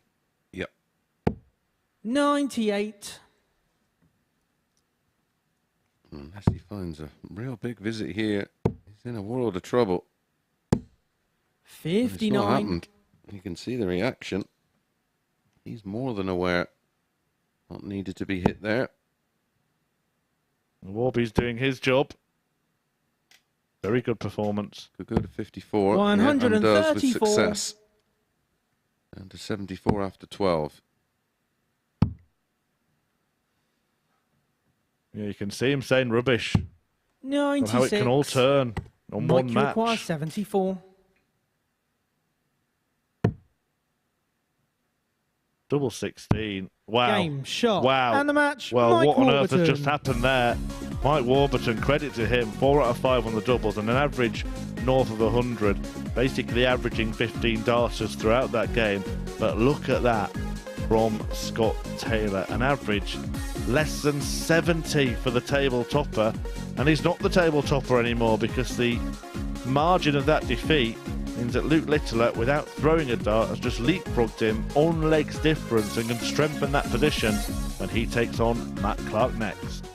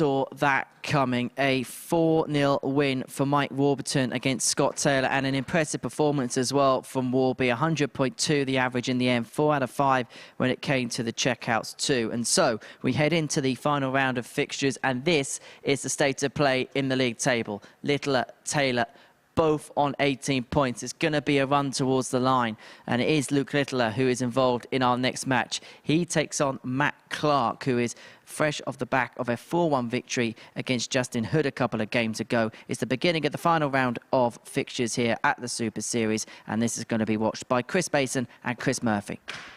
Yeah, and we've just been crunching the numbers, so you don't have to. And Luke Littler can actually win the group. There is one result that can see him get it wrapped up here and now, isn't there, Mace? A 4-0 win. Yeah, 4-0. He'll go on to 20 points plus 10. And then even if Scott Taylor defeated Klassen 4-0, he could only get 2 plus 9.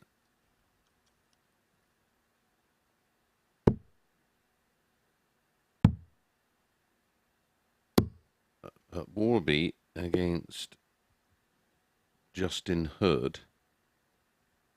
Warby has to win 4-2 or better. No, I think 4-3. Yeah, 4-2 or better because of we worked all that out. Yeah, we'll come to that in the next match. But basically, Hood and Warburton could end up level on leg difference First leg, and it's leg Matt to difference throw first. if it Game is on. 4-3. But because Hood has won both of their previous meetings, that is the next defining metric. So Warby would have to actually win it on leg difference, which means a 4-2 win, which 100. actually is just goes to highlight how important that 4-0 win he's just had against Scott Taylor could prove to be. Yeah, that could turn out. 96. That performance, he was just 60 darts used to win the match. Yeah, and the position that that's put Taylor in now is a really unwanted one, because the likelihood is that Littler will win this game. Not taking anything away from Matt Clark, who himself has just inflicted defeat on Justin Hood. So we've just seen 2 of the contenders get beaten. But if Littler wins by any margin, it means that Scott Taylor's going to have to outdo him in the next game with the margin of victory. Yeah, it's not just a case of a win. It's going to have to be a win by a certain margin. 92. I think we just have confirmation now that because of the legs won, Luke Littler can actually go through with a 4-1 win here as well, because what we were just saying there, Scott Taylor could win 4-0 in the next match, but he'd still fall a leg short on the legs won column. So it could answer a lot of damage in that 4-0 defeat to Mike Warburton. Yeah, and incredibly, 2 of the top 3 were defeated heavily last time out, 4-1 and 4-0. Scenario we spoke of, but with trepidation. But by the way, we haven't even got into what might happen if Matt Clark wins this game yet, because that's still possible. Yeah, because Justin Hood's still in the race if he does. Oh yeah.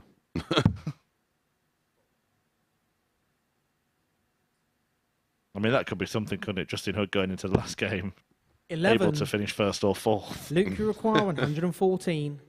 A 114 to make things a little easier for all of us.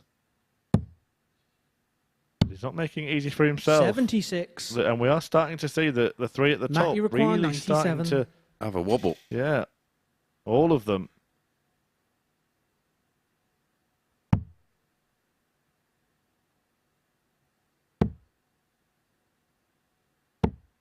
$57. Luke, you require 32. Sorry, 38. Yeah, did think there. Gave him the 6 before. Maybe helped him make his mind up there. Game shot on the first if there was any leg. doubt Luke on which Littler. double he was going to go for, that was removed. A little helping hand from the Second referee, leg is Justin Luke to throw Bradshaw. first. Game on.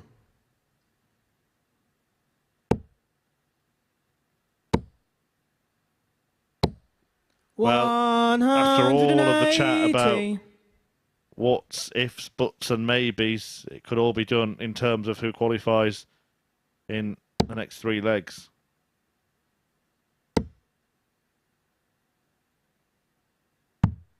$99.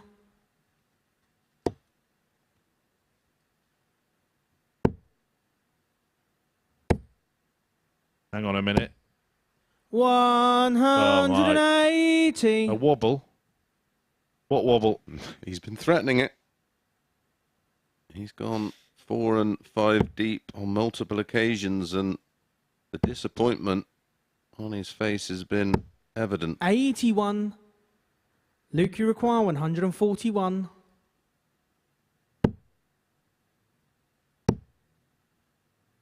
Did have a 9 darter, didn't he, a couple of years ago? 14 years of age when he hit it in the JDC.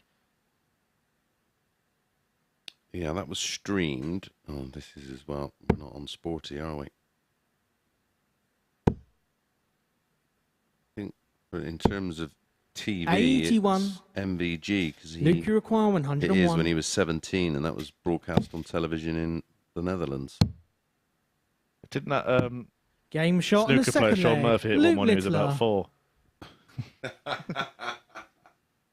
No, that was a 147 Third leg, on a it's Matt to full-size throw table first. off of a Game on. stool. And Well- then he ran the marathon in sub 2 hours. Well, this is turning into a bit of a sprint for Luke Littler. After a sluggish first leg, he's put it right to some tune. The 9 dart attempt, 6 perfect darts.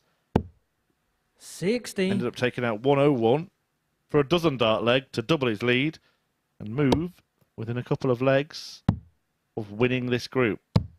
96.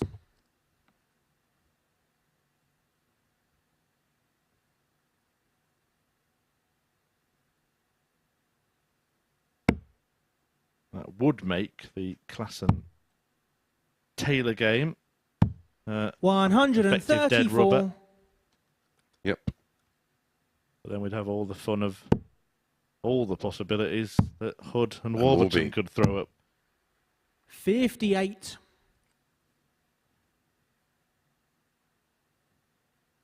Matt Clark, though, not a player who rolls over. Nope. Doesn't have it in him. 137. We saw that even after losing 8 successive matches, knowing he was condemned to finishing bottom and going into Group C. 180. Had a really Matt, you convincing win require against one of the 170. then title Yeah, contenders. and with another good performance, an average above 92 and 4 out of 7 on the doubles. That 180, though, out of nowhere got Littler back into this leg, and it might have just 45. caused Clark to wobble. Yeah. Luke, you require 167. 19s. Bull, 142. not far away. Matt, it you was in. require 125. And what about Bull 25, Bull? A bit of showmanship from Matt Clark, who doesn't even go that way. He may go tops. He has. He's gone the Harrington route. But he can't quite 105. complete it. Luke, you require 25. That was some shot back. It was against Baxter, wasn't it? Yeah, in the World Match Play. Game shot in the third Clark leg. got close, Luke Littler. but Littler is getting closer. 3-0, and if he wins this leg, he wins the group and gets through to Fourth leg, finals it's night. Luke to throw And first. he has the Game throw. on. It's in his hands. We did say that we thought 20 might be the magic number, and that is what it's going to take to win this group. 134. Still possible that Taylor gets there and misses out.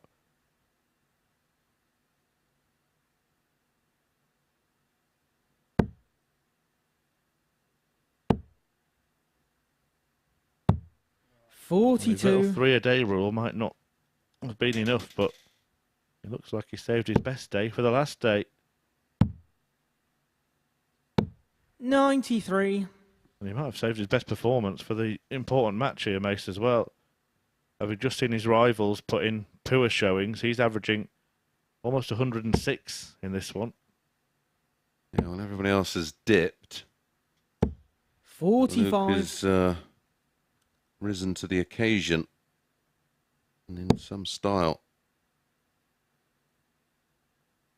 And 81. after the first leg, I mean, it was still a decent leg in the end. It was a 17 darter, wasn't it? Yeah, but to be averaging around the 105 mark with a 17 darter in one of the 3 legs is shows how good the 59. others have been.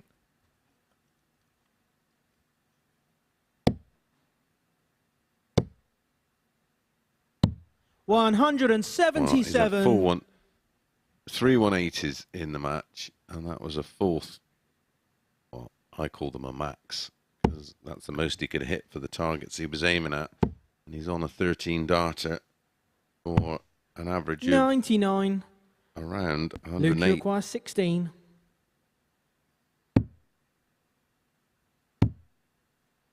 To wrap it up, Game, shot, and Luke and the match. Littler Luke is Littler. the first through to finals night on Champions Week.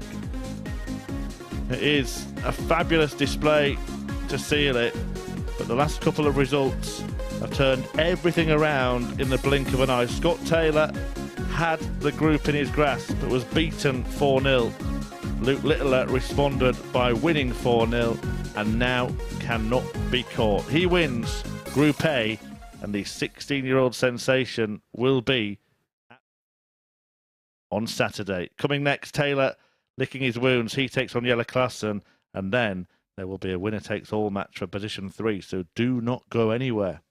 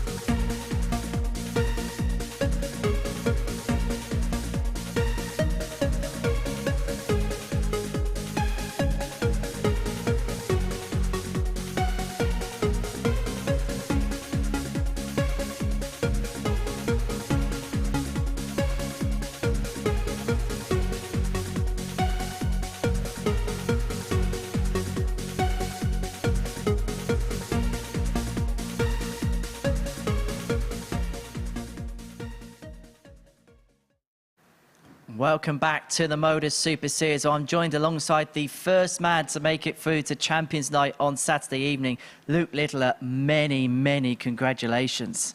Thank you. Just describe those first 3 days in your own words. Well, I've played well all week. Obviously, my ton plus checkouts have helped me a lot. My 180, my scoring powers helped me, but just to get over the line without relying on the last 2 results is just even better. Do you feel like at times everything has clicked together?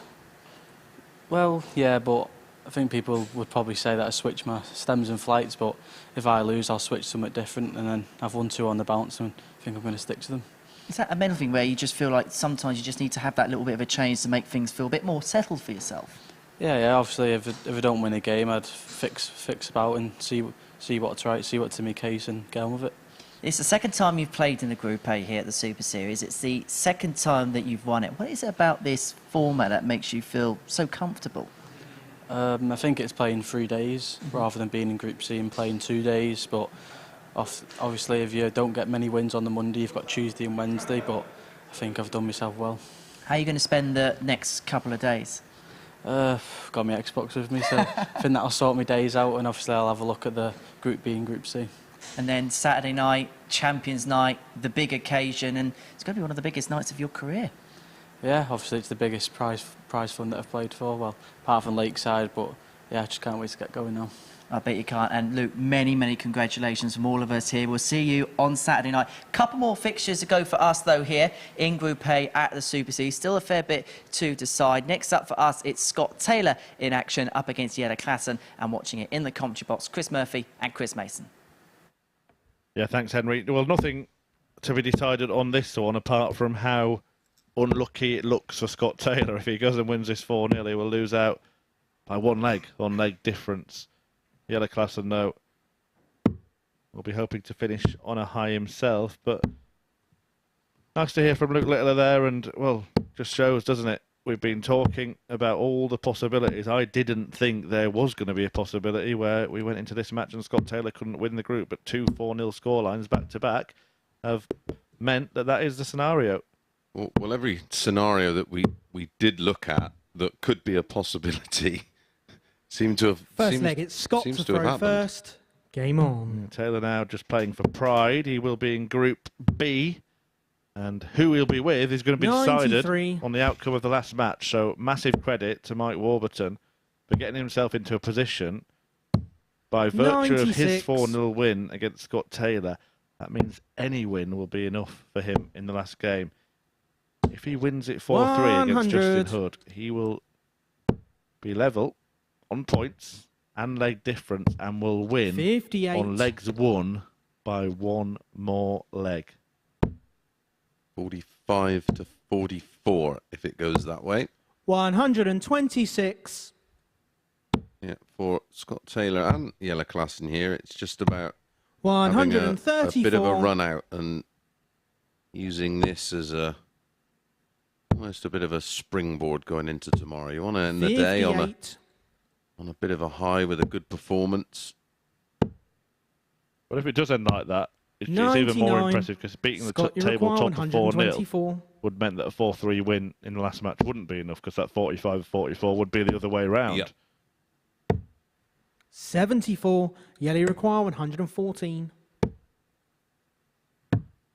114 for Klassen tops. Game shot on the first leg. Well, Taylor, Klassen. you can probably forgive him for being a little bit like a rabbit in the headlights. He will have no idea what's happened over the last half an hour or so.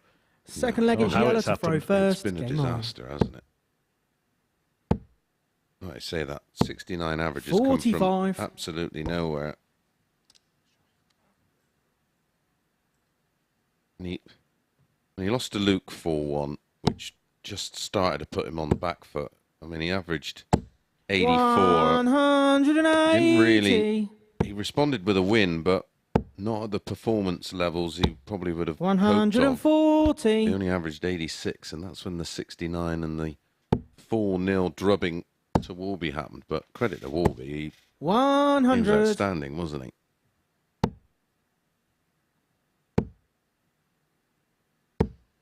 $140.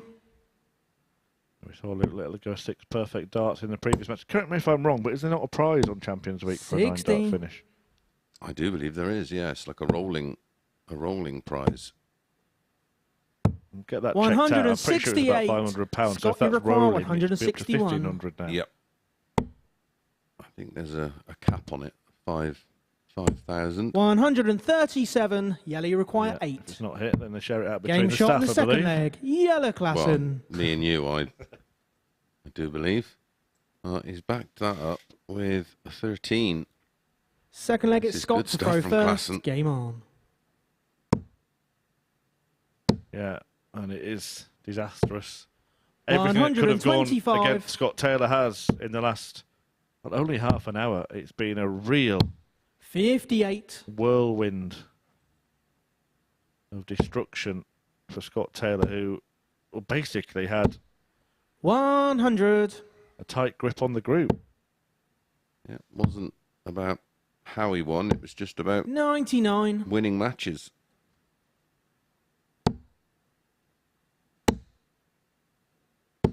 $100.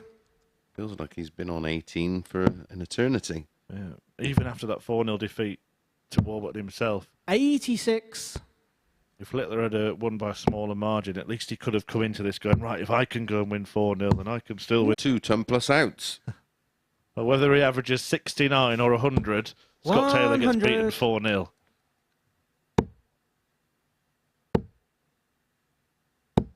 $140. We haven't had that many 4-0s this week, but we might be on for 3 on the spin.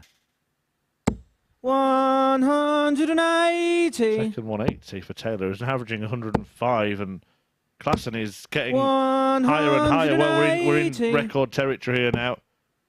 Chris Landman in this series 111.33. If this goes in 2 81. darts, it probably gets beaten. 61. Doesn't go in 3. Probably would have beaten the record there. Yeah, had to have gone in 2. I bet that if it would have broke the record in terms of time for a match. I think he might have done, you know. If he'd have done it in 2, I'm No sure score. it would have been a. Scott, you require It 49. would have been around 5 minutes. 5 minutes for Game a game. shot on the 4th leg. Scott Taylor. All immaterial. Yeah. Both players averaging 102 Fifth and leg, change Scott to now. throw And first. finally, Game on. Scott Taylor wins a leg, and who thought we'd be uttering those words at any point today? 78.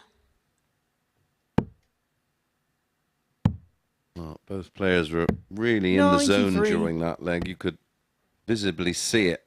You talk about it is one thing, but you could literally see it. They were buzzing off of each 140. other, bouncing back and forth. 125. Brilliant game of darts. We're going to see the curious story of Justin Hood as well next, who finished day 1 6th, 96. finished day 2 2nd, and might end up finishing day 3 4th. Splitting the difference, basically. When we were talking about it, was 79. a potential winner of the group. Yeah, well, he's only 2 points behind Taylor. In fact, he could actually end up still finishing 2nd, because if Taylor loses here and then Hood wins, that will be 17. the outcome. Big fish show on offer. 134. Scott, you require 170. In the last match, he got battered. But now he's tucking into some fine fish. 131. Yellow, you require 70. Not quite, and this could be the end. 54. Scott, you require 39.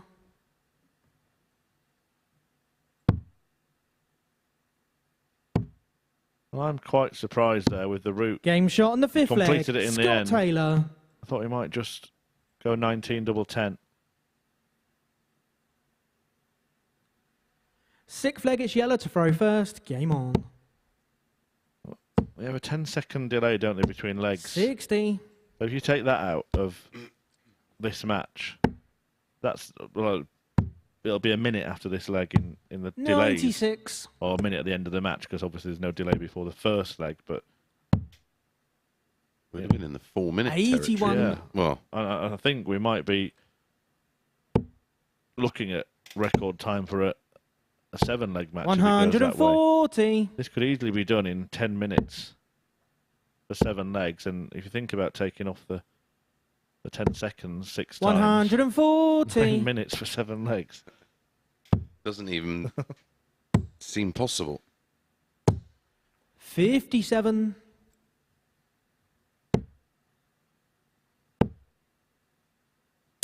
75. 145 on offer for Klassen to avoid going to a decider.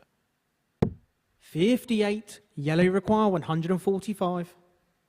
Well, if there was ever a time that Scott Taylor might go for 3 bullseyes, now is it. Yes. 38. Scott, you require 150. And that's exactly what he did. Murph. Good call. 58. Yellow, you require 107. Good match. Very. Good Game, win shot, for Yellow and the Klassen. match, Yellow Signs Klassen. off with a victory. 4-2 against Scott Taylor, who probably was still licking his wounds a little bit. Did put on a much better showing than that fatal 4-0 defeat in his previous match. A 95 average. Jelle Klaassen was too good. The 118, one of 3 ton plus checkouts for Klaassen in that one. 97.91. He will take some confidence into Group C.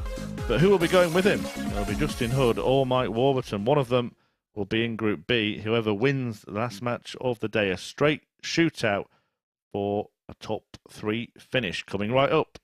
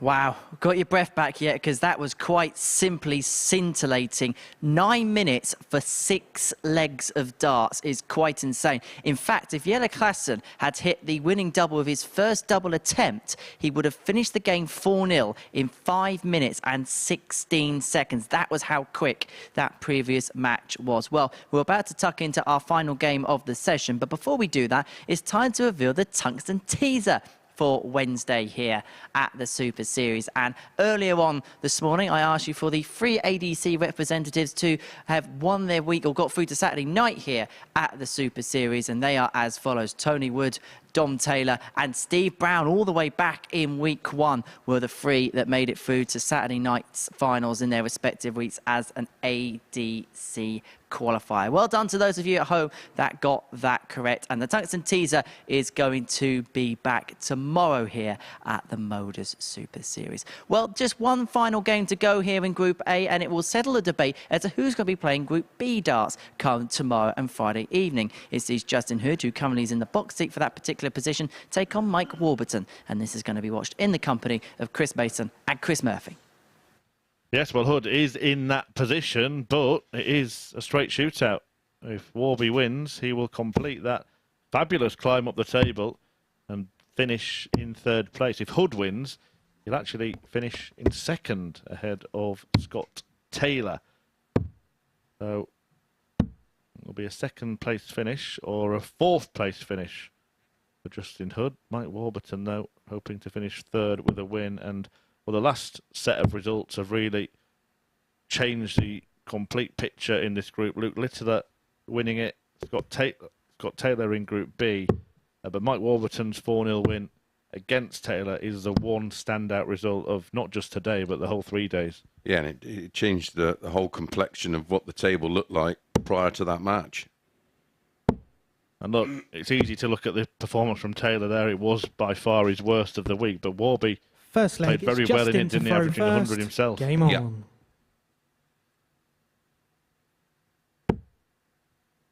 So it was impressive to see 140. Scott Taylor bounce back with a very good performance against Klassen. Did go down 4-2, but he will be buoyed by the good level he showed. 140. Yeah, 3-ton plus checkouts for that, for Jelle Klassen in that match as well. Just a little nod to how good he's been in that department. 180.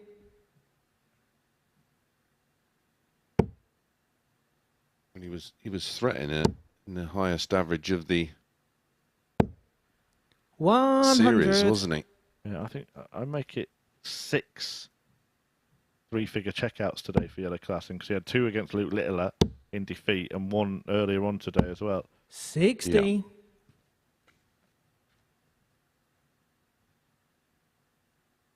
Well, no messing from the pair of them here.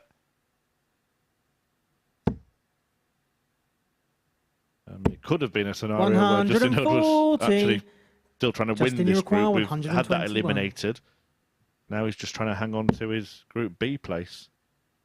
Mike Warburton looking to snatch it, but Hood wants the ball. Can't find it. Same equation 84. for his opponent. Yeah, the weight of dart was okay. Just completely lost the line. He was a long way off to the right. Treble 17 would have give Warby a dart at the ball himself. 57. Justin, you require 37. Double 16. Game shot in the first leg. Blood to Justin Hood. Just a little update before we really get into the meat of this match. Second leg, it's Mike what to to throw expect first. for the rest of the week. So, Group C underway from 1 p.m. tomorrow. The first 6 matches live exclusively on the MODUS Super Series YouTube 60. channel. And viewers who watch on Sporty Stuff TV in the UK can do so from 3 p.m. for the remaining 9 matches. And the group will feature Steve West, Owen Bates, Jacob Taylor, Matt Clark, Jelle Klassen, and the loser 85. of this match. And then Group B, tomorrow evening from 10, it will be Daryl Pilgrim, John Worsley, Mike Gillett, Scott Taylor, and the winner of this match. 60. Yeah, good luck to everybody in either of those. I don't fancy either. That's 10 p.m. by the way, but you all know that by now. Finals night on Saturday. 57.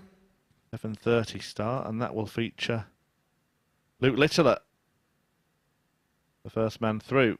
The top 2 from Group C, the top 3 from Group B. 140.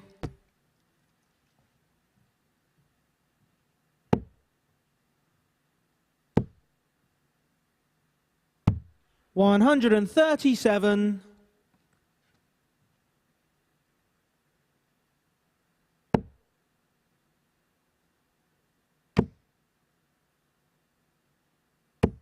140.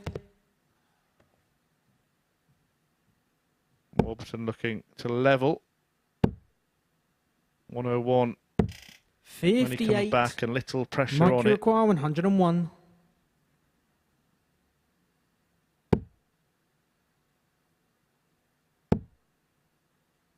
Tops for a level game. 81. Justin, you require 164.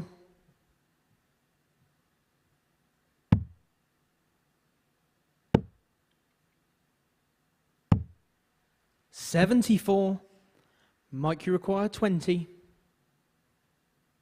Or 10 for a level game. And still. And in. Game shot on the second and all leg. square. Mike Warburton. Remember, this match will decide the direction of travel for both of these players this week. The winner in Group B, Third the leg, it's Justin loser to throw in Group first. C. Game on. You get the sense that for Mike Warburton that Group B berth would be a bonus based on where he's come from to get there. It Yeah. would be like a bit of a disaster for Justin to be in Group C, wouldn't it? Yeah, absolutely. I mean, I think they're both equally as tough as each other, but I think I think with Warby, it would be a momentum 125. thing where it sort of looked like he was destined for Group C, but the performance level and picking up those wins will give him 121. a huge amount of confidence. And we spoke about the damage that Warburton inflicted on Taylor. Well, damage was done for Hood really the match before that when he met and lost to Matt Clark 4-1. Yeah. 100. Well, they were back-to-back results that potentially we didn't see coming that changed the whole dynamic of the table. Yeah, and then Luke Littler, the youngest of them all, the 16-year-old, 60. the one who didn't wobble, who walked up and said, right, I'll take it, thank you very much, 4-0.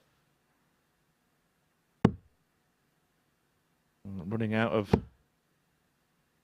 superlatives to describe 85. this teenage prodigy that is Luke Littler, who's just added another string to his boat.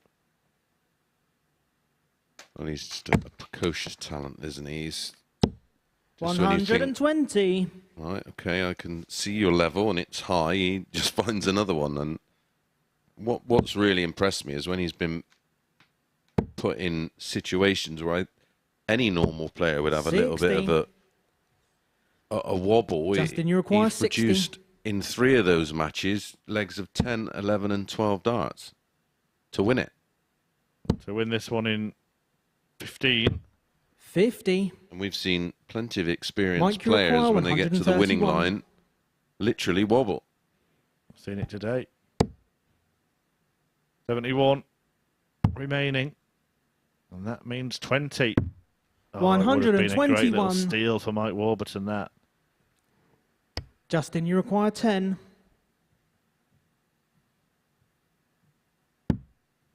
Good guide. And Game used. shot on the third Hood leg. leads Justin 2-1. Hood. Yeah, and I'm pretty sure, mate, actually, there's another first that's just sprung into my mind for Luke Littler, which is back-to-back Group A Fourth leg, it's victories. Mike to throw first. Because obviously to do that, you need to win Group A your week and then win Group A on Champions Week. I'm pretty certain that... Joins an elite list of 1, maybe? Yeah, I'll have to double check it. 140. Yeah, I can't. Don't think the Champions Week winners were Group A winners. The Group A winners on Champions Week were Group A winners in their groups. 140. It won't mean because I didn't play in it.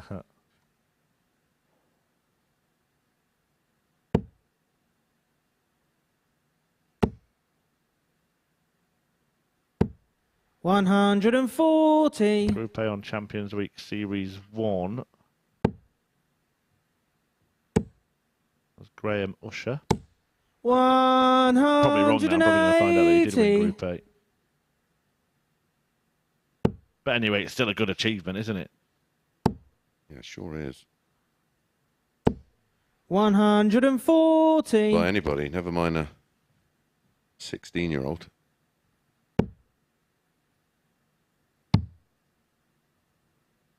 But this one 56. still in the balance. Warburton looking Mike, you require likely 81. to strike back.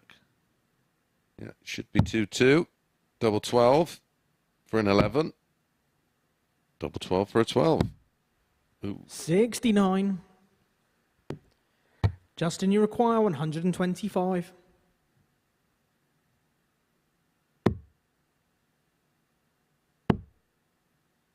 Actually, just checked it and it is correct. He is 105. the first player to do it. Group A in his week Mike, and you then Group require A on 12. Champions Week. Another box ticked. Yeah, so that's Group A. This is all about Group B and C, this match. Game shot in the fourth And leg. It's going to be Mike a Warburton. race to 2 legs to determine which player goes where. Hood has the darts. It's the old Fifth leg, it's news Justin of the to world throw format first. from Game here on on. in to decide which of these players plays in Group B tomorrow night and which one plays in Group C 100. tomorrow day.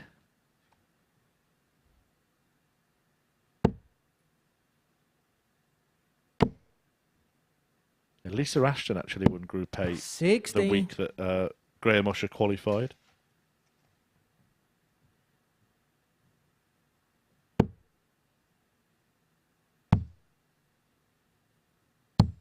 $134.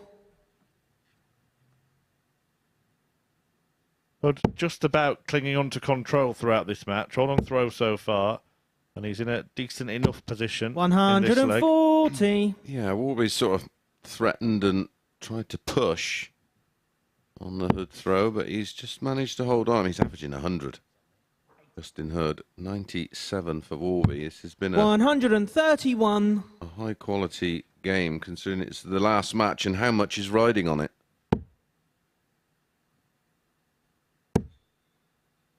He'd be a little frustrated there. 95. Yeah, unable to leave a finish. Justin, even you had he require found 136. the red bit. So 6 at this. To go within 1. 60.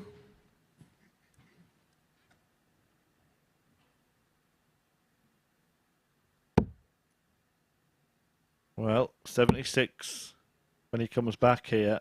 I mean, the huge 43. benefit, of course, we know the Justin, you the require equation 76. with regards to how much easier it's to qualify it is out of Game shot on the 5th leg. Justin Group Hood. B, because it is 3 from 5, but the players used to want to really try to avoid that Group C 6th because leg it is was Mike to throw first. Game on. a 4th and 5th consecutive early start. But now with the revised 1 p.m. start, I don't think they're as fearful of the Group 140. Yeah, it's still yours to go and get, isn't it? You can sort of squeak through Group B. We saw Mike Gillett do that and then go and win the group a couple of weeks ago. And he did squeak in, 58. didn't he? Yeah, level on points with Ali and Conterman, wasn't he, with winning half of his matches. You're not going to get through Group C by winning half of your matches. No. 83. But Justin Hood has one of those happy feats in Group B. One more leg required, but it looks like it is going to go 100. down to a last leg decider. Warby keeping hold of his advantage in leg 6. Yeah, we'll be doing our lottery numbers on the way home. Yeah, if Warby were to win and break through in the last 100. leg decider, he would get that 3rd position by virtue of legs won by that one leg. Yep. 137.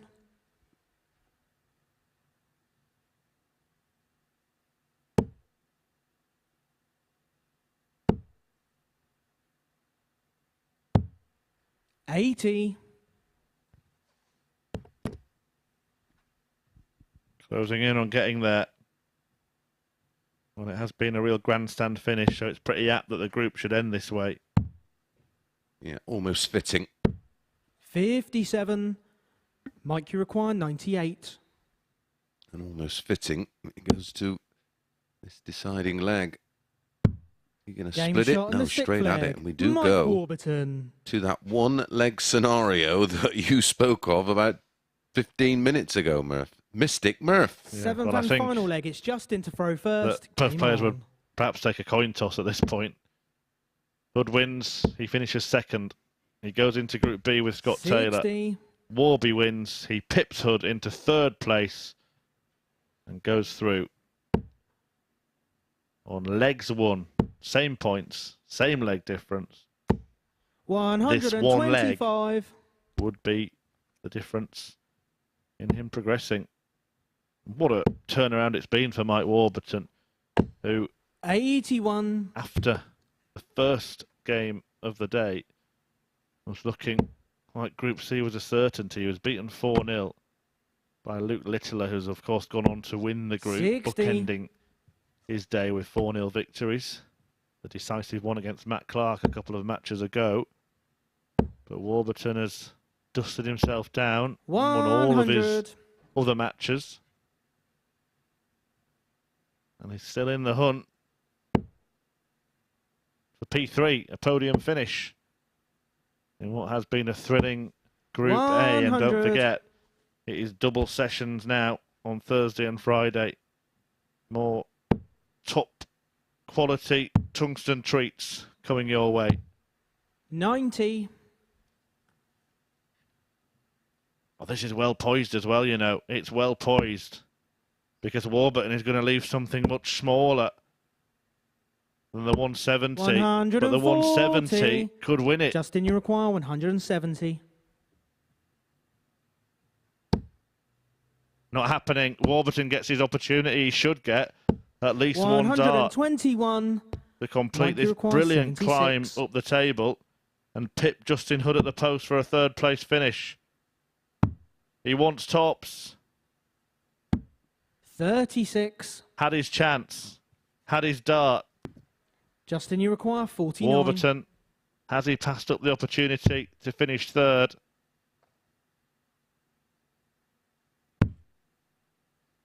Justin Hood to fend off the 17. fight, and now he's missed his chance to Mike, you finish require second. 40. 3 clear darts for Warburton. Both players have had opportunities, Game, but it shot, will be and the match. Mike Warburton in Group B. He has climbed the ladder today and pipped Justin Hood at the post. A title contender in Group A for most of the day, Justin Hood, but he will have to play in Group C on Thursday afternoon. Mike Warburton with an excellent return today. 4 out of 5 matches after losing his first to find himself in third place at the expense of the man he's just beaten by that one leg that he just won. A breaker throw in the decider. Well, it has been a breathless end, a whirlwind finish to this group, and I don't envy Chris Mason trying to pick the bones out of it. He's with Henry. Chris, thank you very much indeed. Let's begin by reflecting on that final game. Justin Hood had a couple of darts to finish second. He now finds himself fourth, and he's going to have to come back for what you like to call the red eye. Yeah, well, I was saying to Murph, I don't think it carries as much fear for the players now, especially the ones playing in Group A with the revised 1 o'clock start. Yes, it is a disadvantage because only 2 from 6, where had he won that match, he'd have been in Group B, and there's a 60% chance of qualifying because it's the top 3 from 5. But all in all, from where he was after Monday, not a bad couple of days. How would you assess Mike Warburton's day today? Because he went up through the levels today. Yeah, he managed to find another gear and just show a little bit of resilience and dug in there and got his just rewards. It was a moving day for Justin yesterday, and it was Warby's turn today, and he'd be disappointed that he didn't do enough damage early in the group, because you know he's got the levels you need to sort of win a Group A. But I mean, that performance there, he missed 9 darts at a double and still had an average approaching 97. Well, let's have a look at the table at the end of play, because our victor, Luke Littler, is the first name confirmed into Champions Night on Saturday evening. And boy, did he cross that line in style. Yeah, I mean, other results around him, we said maybe it could come down to a few spoilers, and that's exactly what it was. A couple of players who were effectively out of the equation in terms of winning the group, beating players above them, and sometimes that's how it works out. But Luke Littler, for me, the best player in the group, and just about squeaked it in the end. I know we're going to see another couple of days of action. There's some players we haven't seen yet, but is he putting down a marker as the favourite for Saturday evening already? I think in some of the performances where he's, anything over sort of 97, 98, he's had lots of them, and what he does, he looks comfortable in doing them. And one of the most impressive aspects is when he's been pushed into matches that have gone to a deciding leg, or it's 3-2 and it's against the darts. He's produced on 3 occasions, one match where he produced a 10, last night in the final match an 11, and today a 12. That's showing that he's got all the elements you need already to be very successful. And also, we should state, twice he's played here at the Super Series. He's now never played on a Thursday or Friday because he's won Group A on both occasions. Scott Taylor was the man who narrowly missed out in the end, and it was that 4-0 defeat to Warburton that cost him. Yeah, it just all went wrong. Well, he was threatening to put in a bit of a stinker. His last couple of averages were sort of one in the mid-80s, one in the low 80s, and then he backed out with that 69. But you can't take away from Warby's performance because he just didn't allow him to get in the match. 60 darts, 4 legs, 100.2 average. Thank you very much. So sometimes you just got to put your hands up, and on that occasion, Warby was pretty unplayable.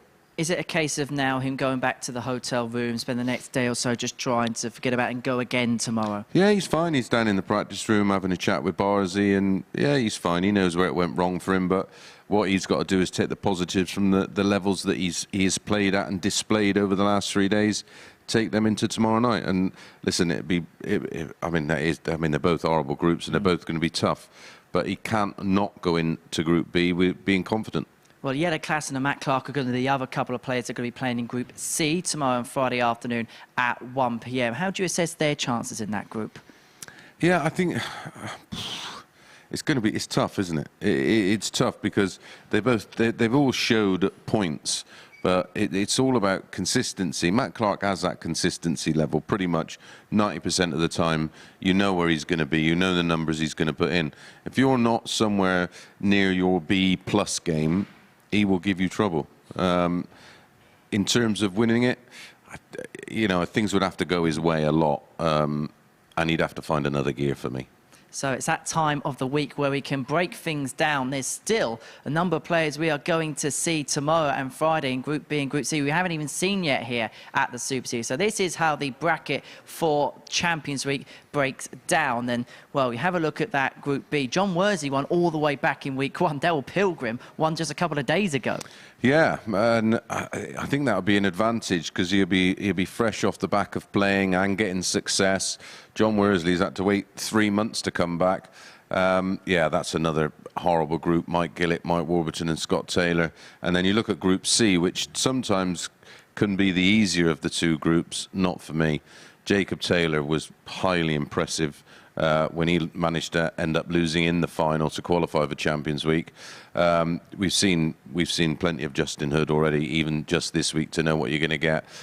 Matt Clark gives us his reliable stuff, and then Owen Bates and Steve West. Well, they were brilliant, weren't they? I think it's going to be a fun Aces Acca tomorrow and Friday in Group C, isn't it? Yeah, you might as well just put all the names and just draw them out of a bowl or something, because yeah, it is hard. It was hard to pick a winner from this. We thought it was going to be Scott Taylor, then we thought it may be Justin Hood, and then we're thinking, well, maybe Luke Littler, and in the end, it was just one win separating them. Well, we cannot wait for tomorrow and Friday. Chris, thank you for your company Pleasure. up here on the balcony today. Thanks to you as well for watching wherever you are tuning in from. Tomorrow and Friday will be double session days, but here on Wednesday at the Super Series, Luke Littler booked his place on the big night. Bye-bye for now.